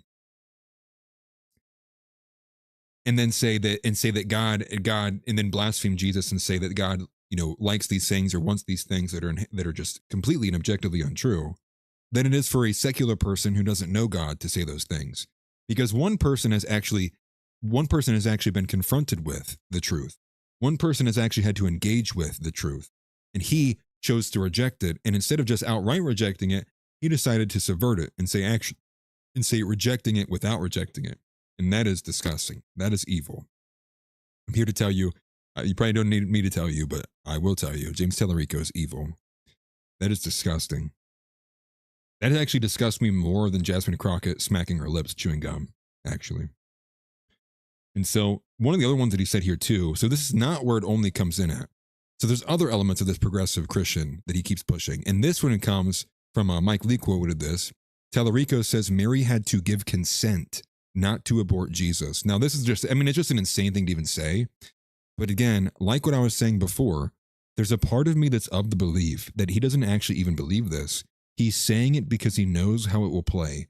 He knows it will get 200,000 views. He knows it will boost his name in general. Even if it's not in the political ecosystem, it'll just boost his name overall. Like people who aren't even politically affiliated will probably have seen this video. Like, crazy left politician says that married, yada, yada, yada. And so I think there's a part of that that's a game plan for him, because in the element of all, not all, negative, all publicity is good publicity. I would still say there is negative publicity inside of that, but it seems to have an effect here. So here's this.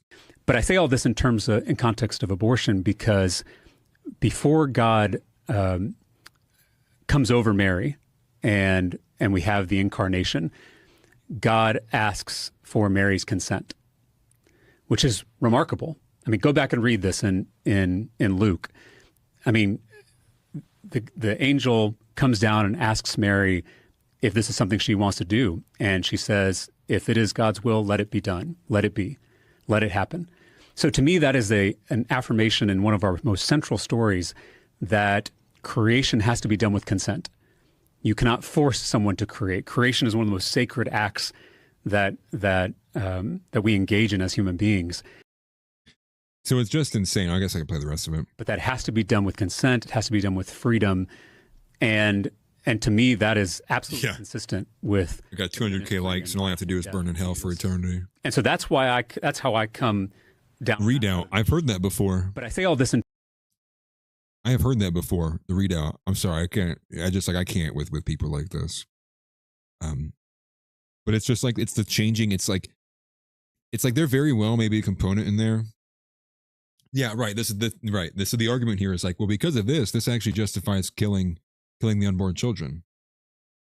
And it's another abuse. It's taking a certain kind of framing, being intentionally vague about the actual specifics, and then applying it in such a way to a modern day scenario to then invoke exactly what you had said, which is that, so now this is, so it does justify abortion. What? Like what? So because of that, it's like, oh, it's actually a good thing that we hook up essentially a vacuum to a woman's hoo-ha to break a unborn child into a bajillion pieces and then suck it out like it's no different than the dirt on your bathroom floor. Evil. Effing evil. Yeah, James Tallarico is going into camp. When we win power, I don't care how old James Tallarico is at that point, you're going into camp forever. Dude, I don't even know if I could put him in the camp. I think I would just be like, hey, dude, let's see who was right. Let's see if your worldview is right. We're gonna send you to him, dude. You report back to me. You let me know what you see up there or down there. Insane person, man. But I am concerned overall, Joe, about the fact that he thought, and it seems to be successful, that this positioning of a progressive Christian was somehow going to work. And if the polling data is showing that he does have a strong chance, at least up against Ken Paxton, then it's like, well, this might be a bad sign. This might be a sign that perhaps there is a stronger foothold of this kind of mind raped egalitarian Christianity inside of this country than what we realize. Like, we know everyone's kind of paying attention to the evangelicals and the Zionists, but what if there's a secondary problem to that, which is because the scripture is so abused? What has it given? Has it given birth to this kind of subset that basically just does the same thing the Jews do, which is cherry pick what they think is right and then decide what they should believe in and then insert their own other, is this what we have had born? Our own American version of a heretical cult, essentially, that is basically stripping from the Bible of which they find to be good and then omitting what they find to be poor. It is dark. But that was the thought process, was like, maybe Tallarico represents something else entirely. That there is a growth in these non-denominational churches,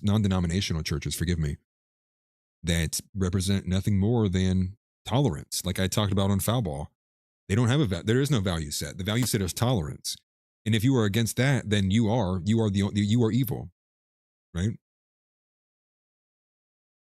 Yeah, 501c3 Christianity. Yeah. It's sad stuff. And then here was another one from Tallarico as well, too. I wanted to bring attention to. It's this tweet from 2020. Now, I'm not, being like, let's cancel somebody for 2020. I would say, though, it's it's not even like that's not long ago. And it's not like he was a kid either. But I do think that you can get some insight, at least from where people were. Not to say they're going to hold these beliefs 5-6 years later, but it does give you a bit of insight into how they came about or how they arrived to where they are now, if they ever left. And in this tweet here, using from James Tallarico, he writes, "White skin gives me and every white American immunity from the virus." What? But we spread it wherever we go, through our words, our actions, and our systems. We don't have to be showing symptoms like a white hood or a Confederate flag to be contagious. What? It goes on to say, the only cure is diagnosing the virus within ourselves and taking dramatic actions to contain the spread. The first small step is proclaiming loudly and unequivocally that hashtag Black Lives Matter. So I'm still to this day, like this guy even says, it's hard to believe this is a real tweet. Like, immunity from the virus. What? It's like, what even, like, this is like, is this like BLM erotica? It's like a subcategory inside the, the romance section in the liberal bookstore. You have like this bestiality stuff, but what's that? What was that? They're like, what was that race cucking fiction story over there? It's like, oh yeah, James Tallarico wrote that one. What's it about? Oh, he just fantasizes about how, our white skin gives us magical powers and he wants to, worship at the altar of black. So that's crazy, dude. I mean, I don't even know what this is, man. And he got ratioed then too on the old Twitter format. Funny. Or the new Twitter format, but it's an old tweet. And you just go like, who are these people? Where did they come from? It's this kind of stuff that you go like, this needs excised from society and put in the back of the history book. Like on the Holocaust, I agree. You know what else needs to be put in the history books just like that and never again? Anti-white rhetoric from James Tallarico. The evil and violent inciting rhetoric from James Tallarico should not be tolerated in this country. James Tallarico should be thrown in prison for his catastrophic terroristic tweets and rhetoric against white people in this country. He should not be allowed to be a free man in this country so long as he incites. I agree, actually. Can we get an anti-white violent extremist threat category, DHS? No, probably not. Not while Kash Patel's in charge of it. Okay, so let's hold those positions, right?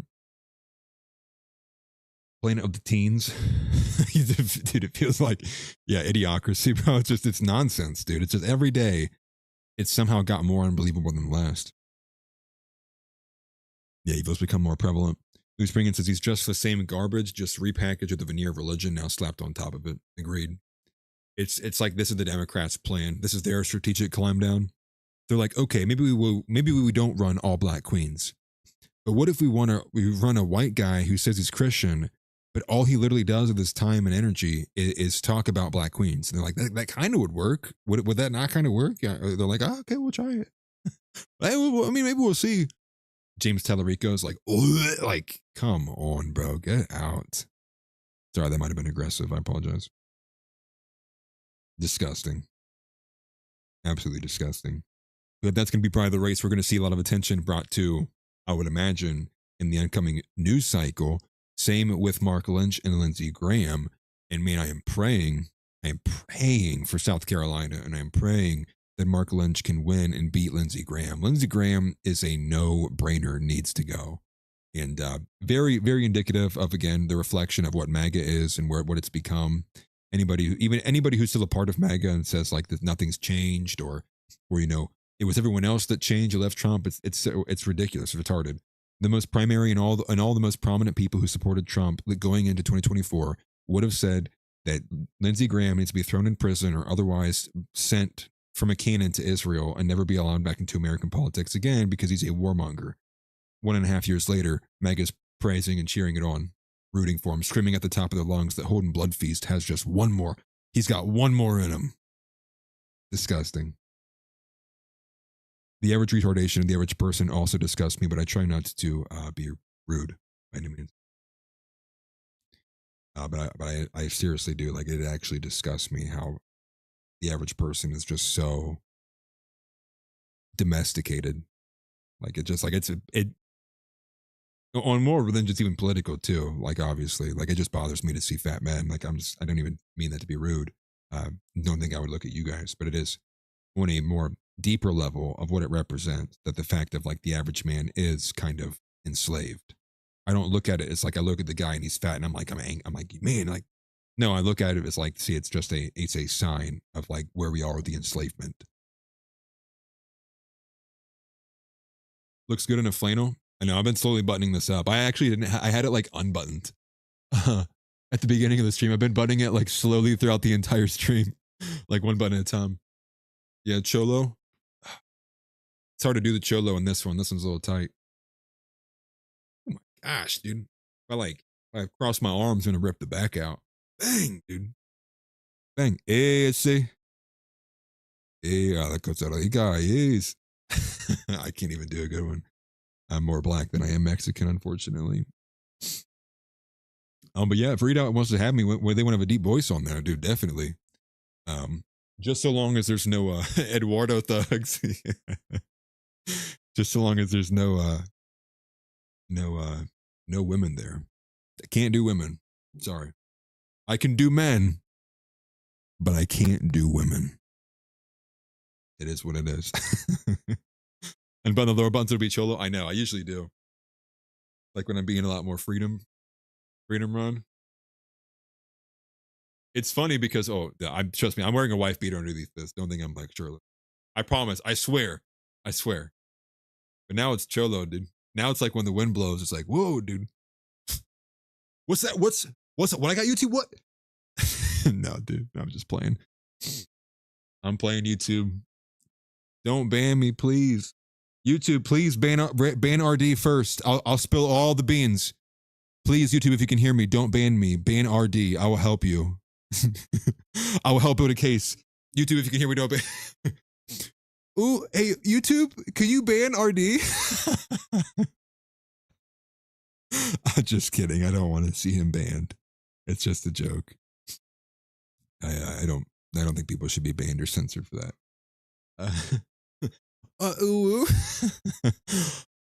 YouTube, can you help a fellow Mexican out?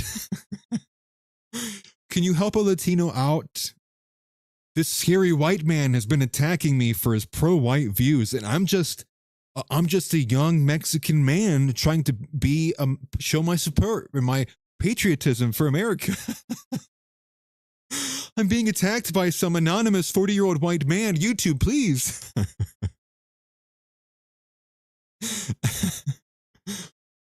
YouTube, he said, don't let yourself be caught alone in a dark room. I said, what does that mean? He just laughed. YouTube, please. Man, what are we doing? LRX is a little, can't wait to go through. we were active today. Let's be honest, we were active. And I, that's kind of probably a good spot to go ahead and halt it. I have more. I can't even do it because my chest is so big, dude. I have to do the next one down.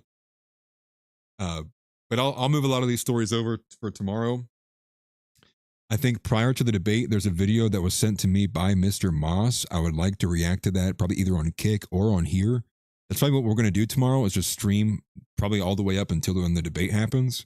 And, for those who might want to, want to jump in for that as well. Definitely. And you guys, some of the other stuff, again, that I didn't cover. We'll focus on the Iran war tomorrow. We'll go back to that. I'm sure we'll have more developments through the night and through today. One other smaller segment, I'll probably react to some of this. I won't. But like Jesse on Fire is shameless. I don't know if you guys know who this is, but I mean, like the fact that we're out here like peddling straight up, like tinfoil hat conspiracy stuff. I lost a bit of respect for him seeing the video he posted earlier today. It kind of made me actually sad, because I think a lot of these people actually just do this for money for YouTube. They actually don't care that anything changes or gets better. They just want another news story to go, oh my gosh, did you guys see this? It's sad. And then, the Pam Bondi going to the White House AI panel, as well as being getting tapped for something else as well, too. The Ori Solomon being released. I'm sure many people will talk about that today. I'm going to talk about that tomorrow as well. And we have a few minutes, actually. We'll cover this one. I'll cover this one today while we're here. And one thing I didn't make any mention of at all today, on maybe a minor scale, was the Department of Justice is actually moving to identify and add in Fulton County, Georgia, from 2020, the election workers, into a larger investigation due to the fraud. And so that's kind of a bit of a smaller headline, but it looks like they still are pursuing the election integrity from 2020, especially in Fulton County. And if I remember correctly, that was the county that had to basically give up about 130 or 113,000 votes. It was some kind of insane amount of votes in this county in Georgia that all of a sudden they can't be used by the lack of chain of custody or something other than that. I think it was they were printed wrong or something to that effect. It was like something weird like that, and it just rendered null like hundreds of thousands of votes, or rather 100,000 votes, something like that. But this is what I wanted to do. We talked about it earlier, and I feel like I can't end the stream without covering it. So yes, a gay man and an Indian. Ladies and gentlemen, give it up. Your two new faces of the Republican Party, Scott Presler and another random Indian. Welcome in, everybody. Here is your GOP. Hey, everybody, this is Scott Presler and Republican Party of Texas Chairman Abraham George. You know, of everything he could be doing today, the chairman is here in person at a polling location in Collin County. This is Allen, Texas.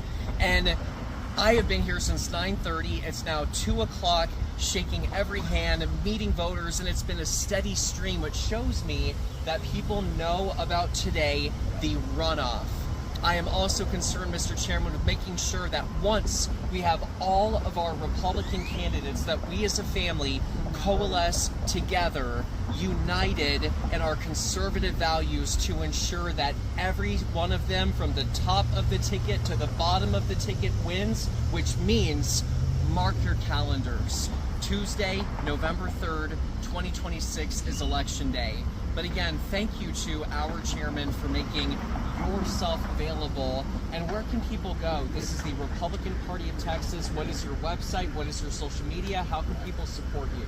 Well, Republican Party of Texas. Not listening to an Indian. So this is your Republican Party. This is your GOP. And I guys, just have this on the ready. Everybody, do yourself a favor. Save this video for when your parents ask you why you're not supporting Trump, why you're not affiliating yourself with the GOP, why you want to see it burn. Oh yeah, yeah. Cue the Indian music. I'm sorry, I don't have the soundboard up. I would get it if I did. I don't have it. Dun dun dun dun dun dun dun dun dun dun dun dun. Sorry, do not redeem. You can just send him this video and say, and text him this video and say, I'll give you one response to point out what's wrong with this, and tell me and understand why I'm not supporting it. But you have a gay man in an Indian business, Lord knows whatever, probably some visa having H-1B holding. Let's listen to him. This website is texasgop.org. All of our handles on social media. Hey, that's fair. He cut up a little bit there. He did. That was actually kind of American, dude. X and Facebook and everything else is Texas GOP. But here's the thing, Scott, thank you for being here. You're coming back to Texas and hanging out. You can hear it a little bit. Hey, but hey, okay. That's fair, dude. I didn't give him a chance. All right, let him get up. Let him get up. You know, at least he's trying hard. But ultimately, he's going to bring about the destruction of everything that we love and hold dearly in this country. And this is unacceptable. And this is what young American men see. Whether we didn't even need the video, but the video now is the proof. It is the evidence. It is the representation in form, IRL, of what the average young man in this country, the young white man in this country, sees when they look at what the Republican Party represents. And that's what they see. They see Indian interest, they see nons, and they see gay men, they see flowers and cringe and all this other flowery bullshit that young white men want nothing to do with. They do not see themselves. Do you see yourself in Scott Pressler? No, none of us do. Do you see yourself in an Indian man? No, none of us do. Well, maybe Smelly Balls. He's got that stat. No, I'm just kidding. I'm just kidding, bro. I'm just kidding. I'm going to let that go. I promise I'm going to let it go. I got one more in me. No, I'm just kidding. I'm just kidding. I love you, Smelly. But there's no representation here. This is not America. America was not built on gay men tucked in polos, wearing these big ass buckles of stuff they'd never done, with these weird leather boots all the way brought up to their mid-knee, to their mid-leg. Like, no. Just no. And you know, to solve the question for the GOP, they're never going to solve it. They're not even intent on solving it. But nothing else even needs to be said. And so they published that. They ran with that. For whatever reason, they think that that's going to be what people want to hear. And they can even do the bare minimum of like actually like sitting down or like recording or something. They're giving you some shit video with some like terrible quality while Scott is in a half-ass outfit while the guy's like, and at least the Indian dude was at least trying and be professional in some aspect. But like, and sorry, I just had to fix the chat. But that is just like, that's just a joke. That is a joke. And so don't ask me anymore. I don't want to be asked. Why aren't you supporting Republicans? Don't ask me. Don't ask me one more time. You're going to piss me off if you ask me one more time. Don't ask me. Because if you can't tell and you can't see why at this point, then I'm sorry. But that to me, that is a self-report to some of the highest degrees of which I don't want you with me. If you haven't figured it out by now, if you are in the Republican sphere, if you are surrounded by or if you are ingratiated with or around these things, and you can't figure out why, well, the story just told itself. But don't come to me and ask me one more time when we're all sitting here, all the white men that I agree with, all the young men in this country who I know can see, who I know have their heads screwed on straight, we're all sitting here and saying, burn down the GOP. So you can either get behind Nick Fuentes, you can say Christ is king, or you can get fucked. Simple as. So with that, that's gonna be it for Offensively Accurate today. And luckily, I did get the chat to work there at the very end. I don't know why it was taking so long. But I still was seeing all your guys' chats for the most part. Emily Allen, you have been a great addition to the chat the last couple of days. I know some of the guys are going to be obviously some of the guys are obviously going to be I'm sorry. Some of the guys are going to be suspicious of you, obviously, and I think for good reason, and they probably always will be. But we do appreciate that, and I think having more women in the chat at least helps my appearance, the bare minimum. No, I'm just kidding. But I think it does help give some diversity of thought, some diversity of opinions. And it's been a minute since we've had some females in the chat. And I can be aggressive at times too. But we appreciate you in here. And as always, we appreciate everybody else for being here. Thank you for everybody who super chatted today. And I will see you guys tomorrow. More than likely be trying to start streaming somewhere around like 2 o'clock or 3 o'clock, maybe even earlier than there. It just depends. You guys get the notifications, I imagine. But until next time, I will see you guys tomorrow. And since we can't do deportations, we have to settle for impeachments. So impeach the entire administration. I don't even care who does it. I don't care who brings it. I want Kash Patel's head on a pike. I want to see it served up metaphorically, figuratively, obviously, but I want to see him face for what he's done. I want to see the entire Trump administration follow suit. And for the women over 150 pounds, you are going to be shot from a cannon to Israel. And for all the women anywhere from 100 to 150 pounds, you're getting a break. But this is your 90-day notice to lose the weight, or you too will be shot from a cannon to Israel. Until next, everybody, you guys have a good rest of your night. I will see you guys tomorrow. Get up and get out. Get out. Get out. I have a question for you. Say Christ is Lord. Say Christ is Lord. Say it. You say Christ is Lord. Get out. Get out. Christ